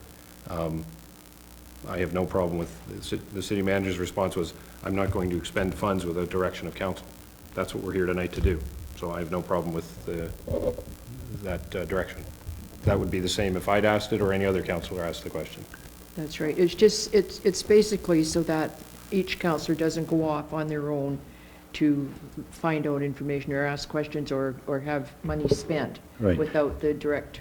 I just want to have an understanding of what the Right. procedure is. So I cannot, like, if I had a conversation with the city manager, Oh, yes, you can certainly have a just conversation. one-on-one, but if I want her to call and check on something, she can't do that. Not if it's going to cost money and not if. She doesn't know if it's going to cost money. Well, then she's not going to do it without council's approval, probably. So that's what I'm asking. Like, even if you don't know, like, it could cost nothing, and you can't make that phone call because I've asked you to check that? I don't think it's ever that black and white, but the general concept is that the discussion of council is to be had in an open public meeting. Okay, thank you. Okay. Councillor Lemon. Well, just to clarify something, what we're looking at is not reopening the development charges debate, but rather a factor in the development charges. We've already made a decision, we're going to have a 2-year holiday. It's very much like the decision when you go to a restaurant and you say, yeah, I'm going to have a steak, but what am I going to have with the steak? Or if I go to a car dealership, what color do I want? It's fine tuning. It's not changing the intent of the 2-year holiday. So I disagree with the comment that we're reopening the whole issue. No, I don't think we are. Because, and there was some consensus, not everyone was unanimous, but I think this way of determining what's going to work best to encourage development. If you look at the first 2 months of this year, January and February, we've issued no residential building permits. I would like to see that trend reversed, as I think everyone around this chamber should. And I will support the motion to get the required information and to look at other, the option which causes the least amount of angst for the developers and gives the security, enough security to the city without a case of overkill on the security. I mean, I think asking for a deposit and all that type of thing is heavy. I think we have to work with developers and realize we're partners in the future of this city. Thank you, Councillor Lemon. Councillor Thomas, do you want to wrap up and perhaps? Yes, I'd love to wrap up. Thank you. Do you want to repeat your motion? And Yeah, I'll get to that in just a second, and of course, then I have 2 other items. It's just going to be That's a okay. cornucopia of fun. Councillor Lemon said part of what I was going to say. Councillor McManaman, point well taken. We really did work hard to reach a consensus on the 3 key items in our development charges bylaw. What we didn't spend as much time on was this idea of how we ensure that it has the effect that we wanted it to have. That came towards the end of the debate. We didn't have a lot of information, and we just moved forward. And I think that, what I would like our council to be, if nothing else, is responsive to our community. So we passed the bylaw March 2nd. We've heard from numerous people since then, people who are developers, people who are going to take advantage of this, hopefully, and they are balking at the $7,008, pay it up front, get the rebate later. My suggestion is just if we can find a way to eliminate that, it is going to increase the effectiveness of the development charge holiday and hopefully enhance the impact that we're trying to have there. It was not my intention to reopen the entire development charge discussion. So, just to reiterate my motion then, I would move that, I put my glasses on first so I get it right. I would move that we forward to Mr. Scanlon the wording suggesting that we would like to amend the bylaw to have developers sign a development charges agreement when obtaining their building permit. The agreement could stipulate that if proof of occupancy is not provided within 12 months of the end of the development charges holiday, the full amount of the development charge, $7,008, can be added to the property taxes. A notice of this agreement would have to be registered on the property so the potential buyer is aware of the agreement. And I would just like Mr. Scanlon's comment on whether, in fact, we could put that into our development charges bylaw and withdraw the other clause. That's all at this point, just a comment on whether this is possible. And just now that I've read it, I just want to finish with a comment on Councillor Dodd's comments about the idea of the lien on the property. And I think that part of what we're going to have to do as a city, if we're going to turn things around here, is we've got to start trusting one another a little bit more. We know most of the developers who are working in this city. We know the people who are going to take advantage of this. Hopefully there'll be more coming in. But I think that, you know, the old saying is, without risk, there is no reward. And I think the risk here is minimal. And I think if we can improve the effectiveness of the development charge holiday, then we should take that step. That's all I have to say. Thank you. Agreed to Councillor McManaman. Just quickly to the, and thanks for those comments, but the comments from Councillor Kepke and Dodd revolved around or other possible methods. Your wording is very specific, and I don't want to speak for the other two, but they talked about are there other ways. Is that an effective, or is that, I guess, a friendly amendment to consider other ways? Because I just, you know, you come back and you say, and he says it's allowed, perhaps, and but what about this or what about that, or, you know, I don't know, but is that a friendly amendment or other? I don't know if we want to ask Mr. Scanlon for other ways to impact Well, this. he might know best practices. Staff could come back with a report. I'm happy to add that in as a friendly amendment, absolutely. Thank you. So we have a motion on the floor, and our clerk has the motion, and it has, you've accepted that as a friendly amendment, so it is a full motion. Any more comments? All those in favor of that? That motion carries. Thank you very much, and staff will bring back a report on that. Now, you have another issue? Two more. Two more, go ahead. They're a little easier. 8th Street. 8th Street. A few people may have noticed that the 8th Street Hill was closed today for the commencement of some of the work there. And I just happened to follow some of the discussion on Facebook today earlier. And I just wanted to mention to the operations department that generally it was well received, but there had been some questions about where the signs were located, notifying people of the closure of the hill. And there was a question about whether the signs could not be right at the very top of the 8th Street Hill at 9th Avenue and right at the very bottom of the hill around 2nd or 3rd, so that people didn't get all the way part way and either have to go across on 7th or 8th at the top or 4th Avenue through residential areas. I understand there was quite a bit of congestion. So I just wanted to mention that. And Mr. Backing? Through you, Your Worship, staff will have a look at it, and I'll report back to council. Thank you. Great, thank you. And I saved the best news for last. You'll all be happy to know. I wanted to just mention to everybody that the Chamber of Commerce's After 5 event on Thursday, April the 2nd this week will be at the Business Enterprise Center, which is celebrating its 15-year anniversary. And that's a 15-year partnership with the City of Owen Sound. So I would invite all members of the Chamber and certainly Council to come and join in the celebrations. Thank you. What is the date of that again? That is Thursday, April the 2nd at 5 o'clock. Thank you. At the Business Enterprise Center. Thank you. Councillor O'Leary.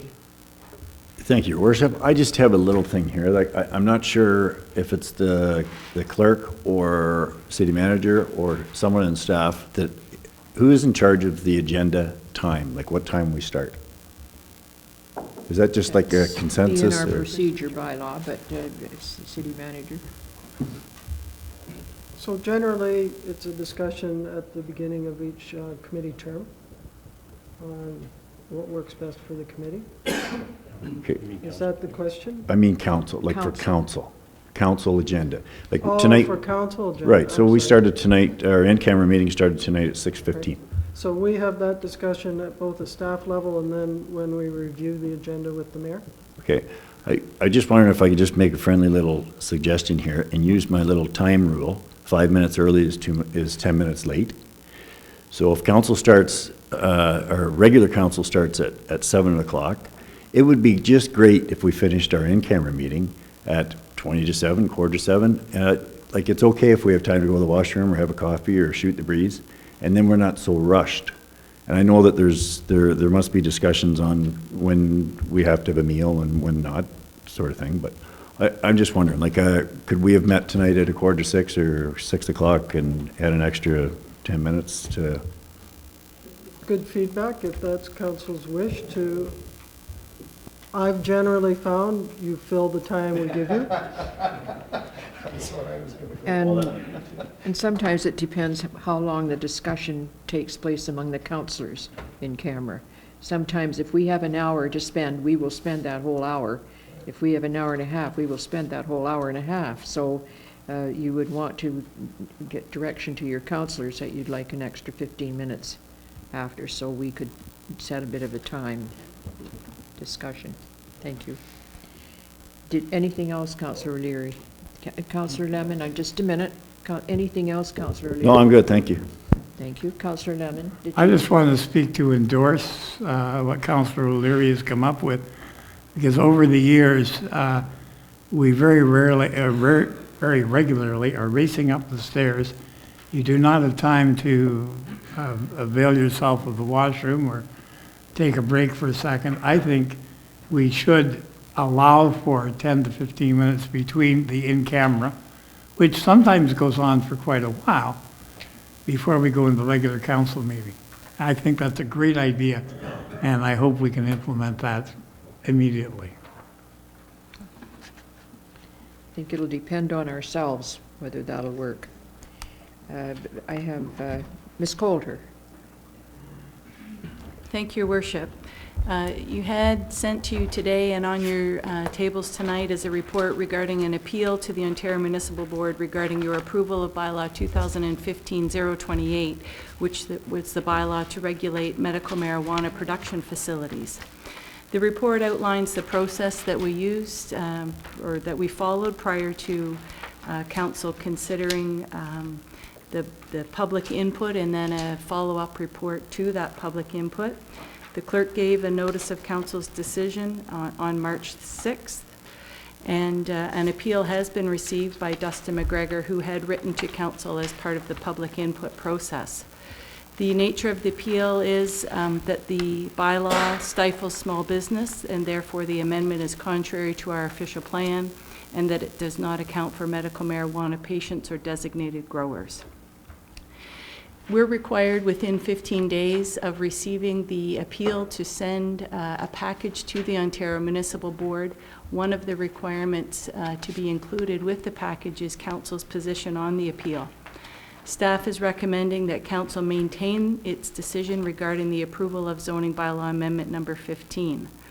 The reasons for the approval of the amendment were that after considering public input, there's no land use planning reason given that indicates the M1 and M2, the industrial zones, are inappropriate locations for medical marijuana production facilities. The zoning bylaw amendment is consistent with the provincial policy statement and represents good planning, and it's also consistent with the policies of our official plan. Defending the zoning bylaw amendment is will be a legal issue before the Ontario Municipal Board that requires specialized expertise.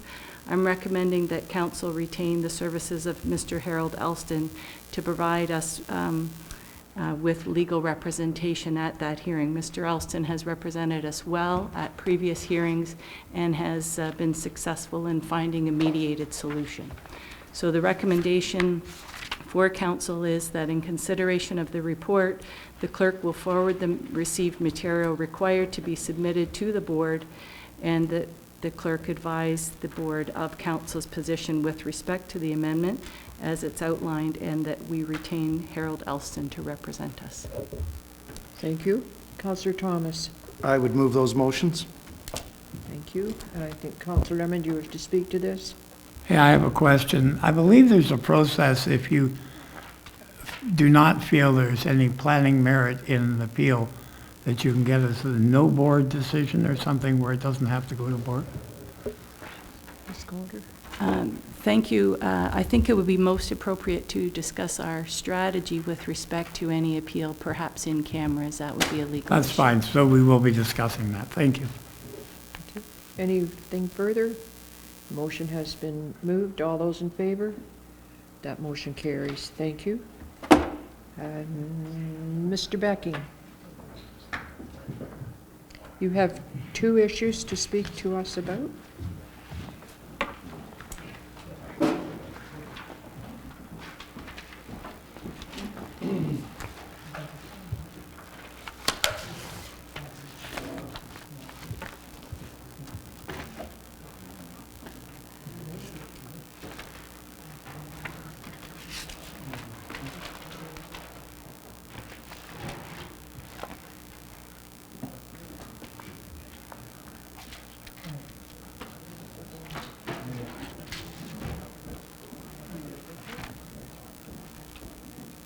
Great, thanks.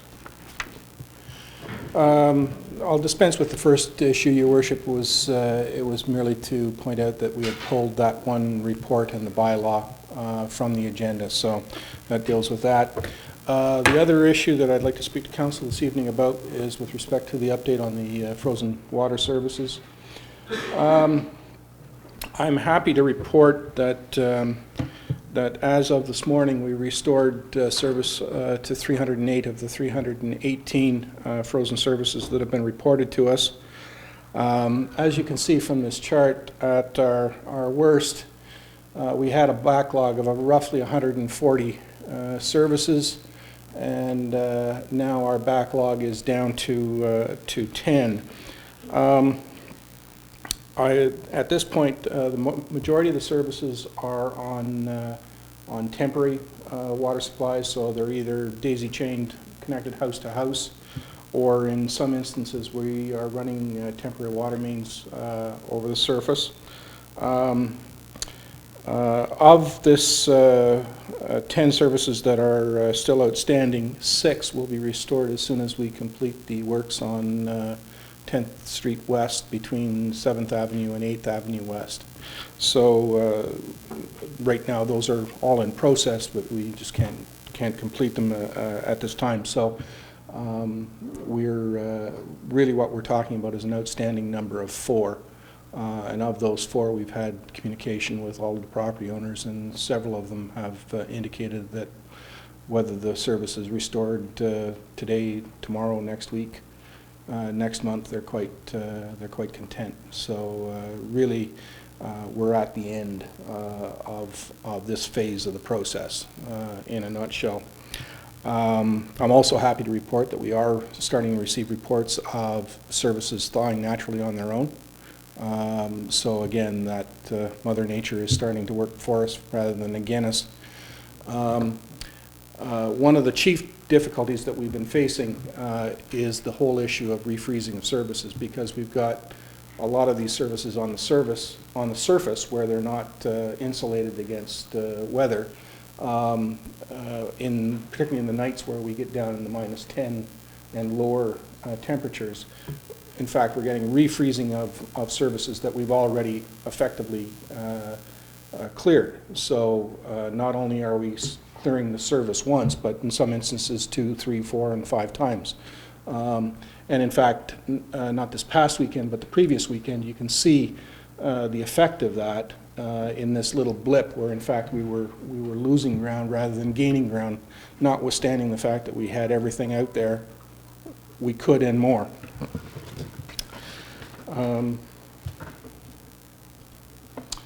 In terms of the run water advisories, those advisories are still in effect and will be in effect until such time as we start to see some moderation, particularly in the evening and nighttime temperatures. The boil water advisory, which we have issued in the 5th Avenue and 5th Avenue A East area, will remain in effect, so as to ensure that we have the water surfaces properly looked after. I think the other issue that I'd like to draw to Council's attention is the fact that we have quite a number of temporary connections. This poses a risk to the system as a whole. It makes the system more vulnerable than would otherwise be the case. This has concerned staff, and as a consequence of that, we have taken steps to protect against contamination of the system through enhanced testing, sampling and testing. We've doubled the number of sampling locations throughout the city, and we are redoubling our efforts in terms of collecting samples. I'd like to assure you that all of the test results that have come back have been absolutely clean. We have no reason to believe that they are that the system itself is contaminated or has the potential. But I think it's a situation where we have to make sure. So the due diligence that we're demonstrating is I think appropriate in the circumstances.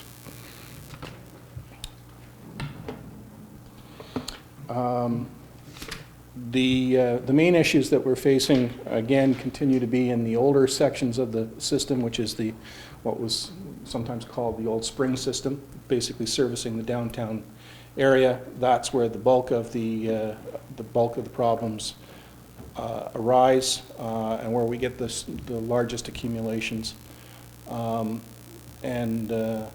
But as I said, we've been making steady progress, and we will continue to do so.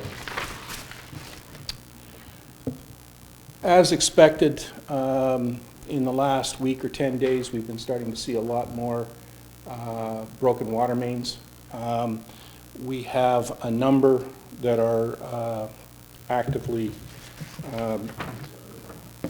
we're actively working on right at the moment. 3rd Avenue West in the 900 block, there is approximately 100 meters of pipe that has split, and that seems to be the mode of failure because of the internal pressure of the ice inside the pipe, and again, because of the age of the pipe, it's causing the pipe to actually split longitudinally along the pipe and spurt up through the pavement, the cracks in the pavement. So it is a little difficult to isolate some of these locations. The next location in the 300 block of the 10th Street West,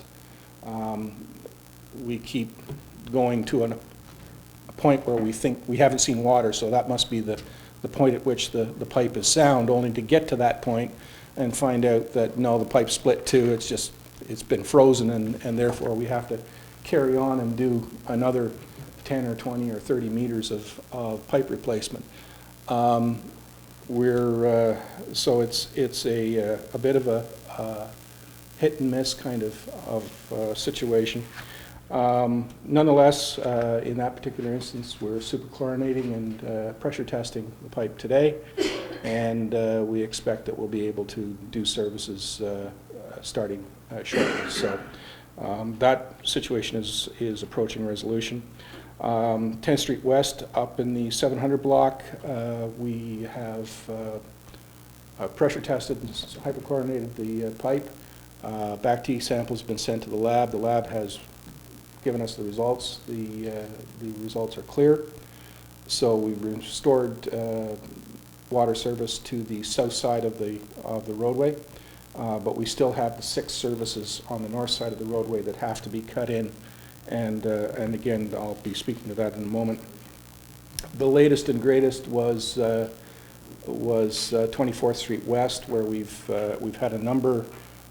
We had a split about a week and a half ago, went in and restored that, and now we're back at it again, just another 10 or 15 feet down the pipe. That one cropped up yesterday. We found out about it. Staff have been working on it today, and we'll get that one sorted as quickly as we can.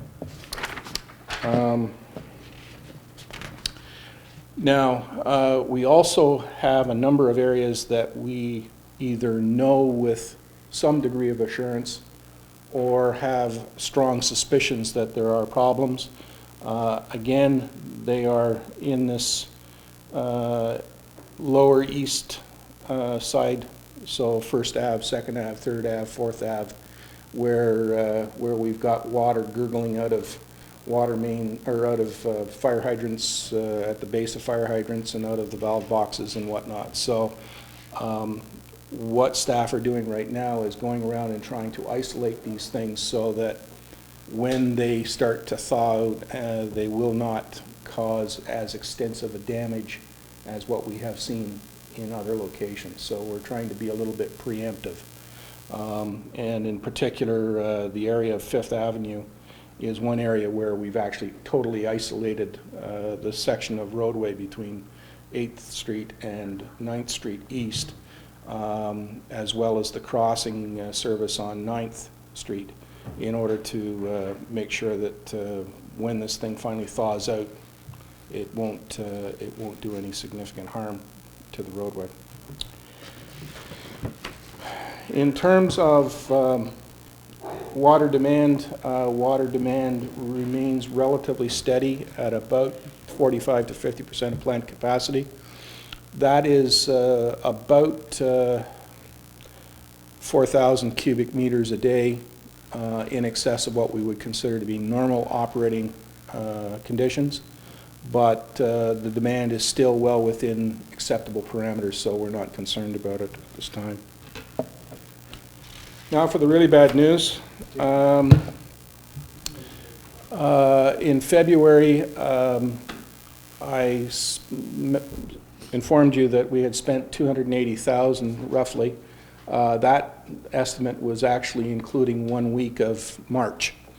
So I have reduced my estimate for February and increased my estimate for March. At the end of the day, whether it's in column A or column B, when you add the two together, it's still there. My estimate at this point is that we have either expended or committed ourselves to expenditures in the order of $720,000.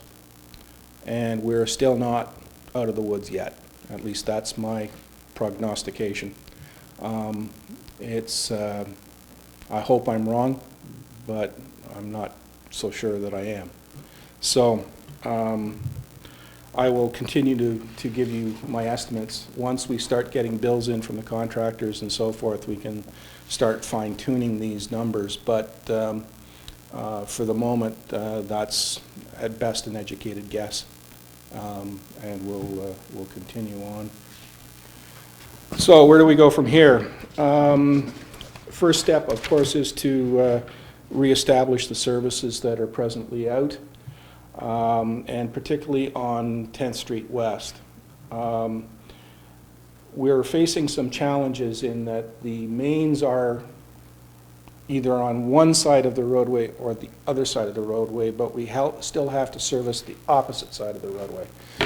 And to do so with the traffic is going to be extremely challenging.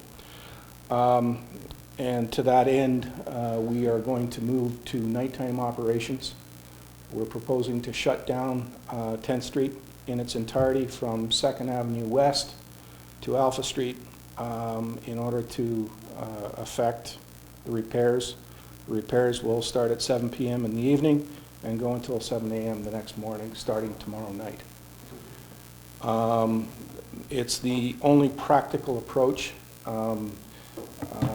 Under normal circumstances, our first choice would be to try some form of trenchless technology, which involves typically torpedoing underneath the surface of the road. But when we examine the vertical separations between all of the utilities and services that are within the right-of-way, frankly, there isn't a corridor where we can slip through without damaging either a gas main or a bell duct bank or running the water line through one of our own sewers. So, and the other problem that we have when we torpedo is that we don't have the ability to insulate the services, which has been part of the problem that we've experienced. In the initial stages of the freezing, the service itself is frozen, and it's frozen because it's sitting either just above or just below a storm sewer. So the cold air is going down into the storm sewer. We have below freezing temperatures, and notwithstanding the fact that the service itself might be 6 or 7 feet from the ground, it's only 2 feet or 1.5 feet below the storm sewer. So effectively, it's being frozen at the intersection of the two services. So the answer to that is to insulate between the two. And the only way we can do that is if we open cut the service. Now, we have the added complication of the Battle of Highway 6, namely the attack.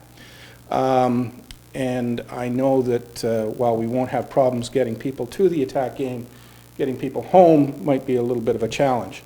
To that end, I have spoken to Inspector Wolfram from the police service, and we will be enlisting their services to help guide the traffic, as I could say, when they leave the game on the 2 evenings, and then that will allow staff and the contractors to deal with the situation. So to that end, we've got that covered. We are isolating the suspected problem areas down the road, or that we expect to have problems down the road, and we're trying to restore services to permanent installations. As I indicated, services are being thawed naturally, and so we'll start the process of confirming whether the water being supplied to each customer is either through the hose, the temporary connection, or through the permanent connection. If it's through the permanent connection, we will then withdraw the temporary connection, roll it up, and set it aside for next year. Well, and that leads to my last point, Your Worship and members of council. I think in any emergency situation, it's always healthy once the dust settles to take a step back, think about what you've done, think about how we could do it better, and frankly, think about how we could prevent it happening in the first place. And so one of the things we'll be doing is doing a postmortem on what's been done to date, and get ourselves prepared so that if things look like they're going to go sour on us next year, we can start being preemptive and proactive in terms of avoiding it. So. With that, Your Worship, I think I've taken probably more than my time allotted. You're going to take some more because we have a number of councillors want to speak, and we'll start off with Councillor Thomas. Thank you, through Your Worship. Why can't I ever say that properly? Through you, Your Worship. I would just wondered whether you'd given any consideration to having some announcements made at the attack game to let fans know that 10th Street will be closed when they leave. It's already in the works, Your Worship. Okay. It was one of the means of communication. There will be a media release that will go out tomorrow morning. And I spoke to Mr. Gowan at the Sun-Times this morning and gave him a bit of a heads up that it would be coming, but we'll be speaking to all of the media throughout the course of the day, and we'll make a point of making sure that people are aware of it. Okay, and just one more question. I was just wondering whether an additional source of funding might be to apply for a heritage designation for our water system. To be honest with you, I think there's a few folks that are in front of us in that particular regard. But anyway, anything's worth a chance. The worst they can say is no. Thank you. Ms. Corsi, did you want to speak to the... Only that, having sat at a lot of attack games, I wouldn't rely on people hearing the announcement of something like that. So we'll certainly have a number of other ways to advise people. There'll be signage on the street already. Yes. We might stick something up on the front window. Oh, we're going to be using a very broad brush in order to get the word out tomorrow. Councillor McMahon. At this point, sorry, you said it's closed at 2nd Avenue West? That's correct. The intent. That intersection would be open to to go north or south, though? Yes, it would. Okay, thank you.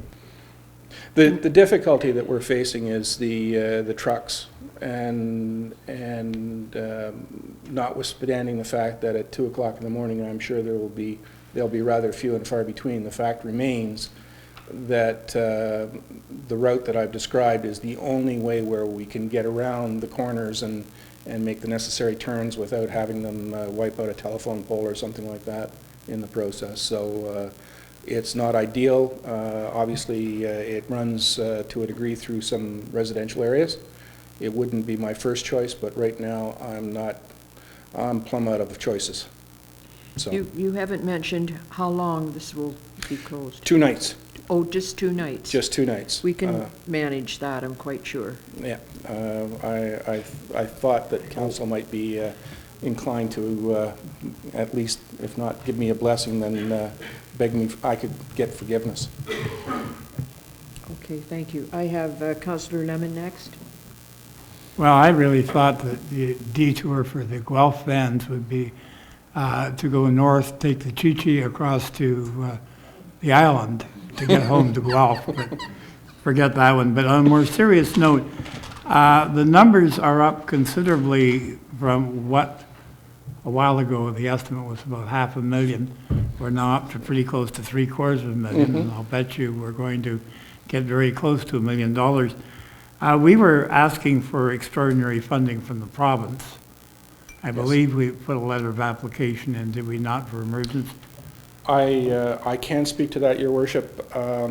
Following your direction at the last session of council, your resolution was forwarded to the local MPP, as well as a number of ministers and the Premier, as well as AMO. I'm understanding that the member hand-delivered our resolution in a letter to all of the ministers as well as the Premier. And I believe there was a presentation during question period in the legislature. So certainly it's on their radar. I have not received any feedback as yet, but again, we keep hoping. Well, the reason I'm asking is that as we get closer to getting a final number, which is going to be hopefully within the next 3 or 4 weeks, and that number is going to be substantially larger than we were talking about originally. I think that adds extra impetus to getting some emergency funding, because $1 million is much more of an emergency than $500,000. It sort of increases exponentially. And so I would suggest that we keep and maybe get a secondary presentation on what the actual costs that we know of at this point are, because this is certainly the worst winter for frozen pipes I can ever remember in all my lifetime here. And I still think it's a good idea that they go north before they go south, but there may be criticism if we do that. Thank you. Councillor Kepke? I had 2 questions, Your Worship, through you to Dr. Becking. I don't even know a Dr. Becking. Mr. Becking.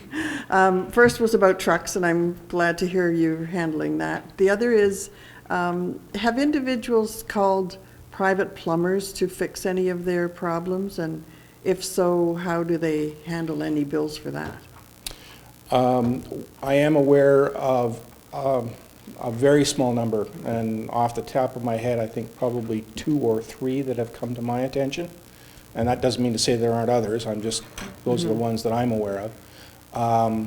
The position that we've taken is that if the issue is on their side of the line, then in accordance with our standing policies that have been in place for many, many years, it's their responsibility.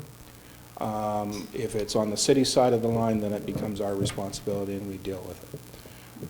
Now, there have been a number of situations where we've had to call in plumbers in order to create an outside tap. Some houses just don't have them. And that's, I believe that's the property owner's responsibility, is to plumb in that outside tap, and then we plumb into that in order to make the connections between the adjacent houses or the temporary water main. Thank you. Okay. Councillor Dodd? Thank you. Councillor Lemon actually kind of touched a little bit on there, just wondering if we had any feedback back from our provincial government there. But I know, I believe the Ministry of Municipal Affairs and Housing, were they CC'd on that letter that we originally sent in? I'm just thinking... In consultation with the member, Your Worship, the Minister of Municipal Affairs and Housing and the Minister of Infrastructure were added to the resolution, quote unquote, so they too received a copy, in addition to the Minister of the Environment as well as the Premier. Pat Vanini at AMO. There were others. Right. I can't remember. Well, opposition leaders? Yes, opposition, that's correct. So that's perfect. But the other part of it is, do we apply for the Ontario Disaster Relief Assistance Program? I know there's some that we have to declare emergency, but there have been, that funding has been used in our municipality, not our municipality, but surrounding municipalities by classifying certain areas as disaster zones, not necessarily emergencies. It happened within West Grey. It happened when that tornado went through. There was 3 municipalities that claimed it, or 2 claimed emergency, 1 didn't. I think there was another issue with agricultural farming down Chesley Way. I'm just wondering if there's another option that we can do it. I know I've heard from a source in the public that it might be a viable option, but I just wanted to check to see if this was something that was considered on our It end. was considered, Your Worship. I have had experience with ODRAP in the past, and based on my past experience, we would not qualify. The size of the losses have to be much, much higher, orders of magnitude higher than what we are experiencing. So what on that limit? If we're approaching close to $1 million, that's doesn't even begin to cut it. Would it hurt for us to even make the attempt? I guess is what I'm getting at. Right now we're in dire need here, and in my opinion, it would be a waste of effort. Isn't it just? Don't we have to make a motion as a council? No, there's a lot more to it than that. Okay, thanks. I was involved in the application on behalf of Renfrew County for the ice storm in Eastern Ontario in 1998, and we were into, memory serves, something in the order of 50 to 100 million, which is, as I say, many times what we're dealing with right now, and it's intended for large-scale disasters. I do know that the mayor has looked into this, and I haven't heard back what his answer is, but I do know that he was looking into it. Councillor O'Leary. Through your worship, thanks, Ken, for all your updates. Council really appreciates that. I just wanted to ask, the new lines you put in, how much deeper do you put those in as opposed to what's there now? They are being put in a minimum of 1.7 meters below ground surface, so sort of 6 feet. So where's the frost? How deep did the frost go then? Did it go? Typically, it goes down 5-6 feet, Really? and that would be in a rough year. The mains that we're dealing with right now are down 18 inches, 2 feet. Just, you know, and it's hard, for me, it's a no-brainer, because, you know, I grew up in Northern Ontario where you put it down 10 feet minimum. It's just something you don't fool around with. In Eastern Ontario, you put it down at least 8 feet minimum. And you know, down in Toronto, in the Banana Belt, they can get by with 4 or 5 feet, but we can't here. The not being overly critical part comes when you consider that a lot of this system was put in the 1800s, the 1880s. They didn't clear the snow off the roads. You know, if there was 6 feet of snow that fell in that year, there was 6 feet of snow on the road. And that created that insulating effect, and they relied upon that when they were designing and building these mains. Today, our standard is bare pavement. So we've lost that insulating value that was there when you know, they were horse-drawn sleighs. So I can't be overly critical. You just gave us a new idea. We will no longer plow streets. We're going to save a ton of money on snow removal. We're going to quit doing those. Okay, thank you. Mr. Becking, I want to thank you too for all the work that you've Oh, done. thank you. It's been very difficult, and I think I also want to thank the people who have lost their water for being so patient, because it's. You're absolutely correct, Your Worship. The real heroes in this whole issue has been the public. They've been, quite frankly, I've not experienced people as accommodating and understanding as the public in Owen Sound. We've had, you know, it's been super. Yeah, people are frustrated, they're worried, they're concerned, but they also understand, and that's truly made our lives and all of staff's lives much, much easier. Well, I've heard, I've had many comments from the public, and they've been very complimentary towards our staff. Thank you. So I'll pass that that's- along, Your Worship. Yes, thank you. Thank you. Anything else? Anyone else? Okay, then let's carry on here. Yes, Councillor McManaman. Sorry, Your Worship, but I just had one late-breaking item. I forgot the mayor, who's ill this evening, asked me to raise this, and I forgot. It's about the challenge he has between himself and Mayor Guthrie from Guelph, the Highway 6 series, they're calling it, Super Series. They have he asked me to just mention it publicly. They have a bet, a friendly wager. The winner of the series, the other mayor will have to wear the jersey of the corresponding team at a council meeting. So the Mayor Guthrie will have to wear an attack jersey at one of their meetings. They also are exchanging locally crafted cold beverage, is how it's worded.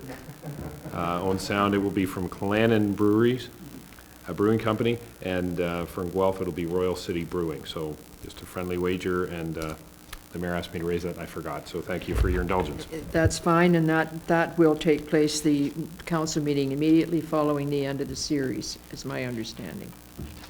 The mayor of Guelph have to come to Owen Sound to wear the jersey too? That'll be between the two mayors, and we'll just hope that the series goes our way, and I think we should wish the attack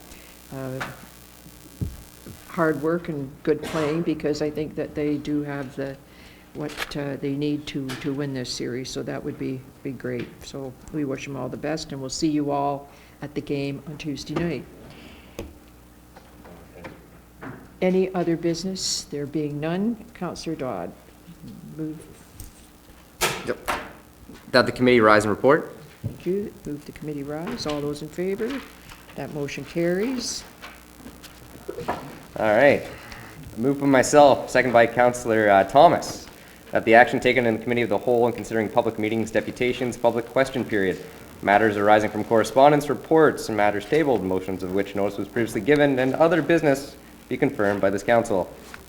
All those in favor? That motion carries. There are no notices of motion that I'm aware of. Anybody? No. New business by resolution. All right. Moved by myself, second by Councillor Thomas, that bylaw numbers 2015-041, 2015-042, 2015-043, 2015-044, and 2015-045 be passed and enacted. Thank you. All those in favor? That motion carries. I declare this meeting adjourned. Thank you, everybody.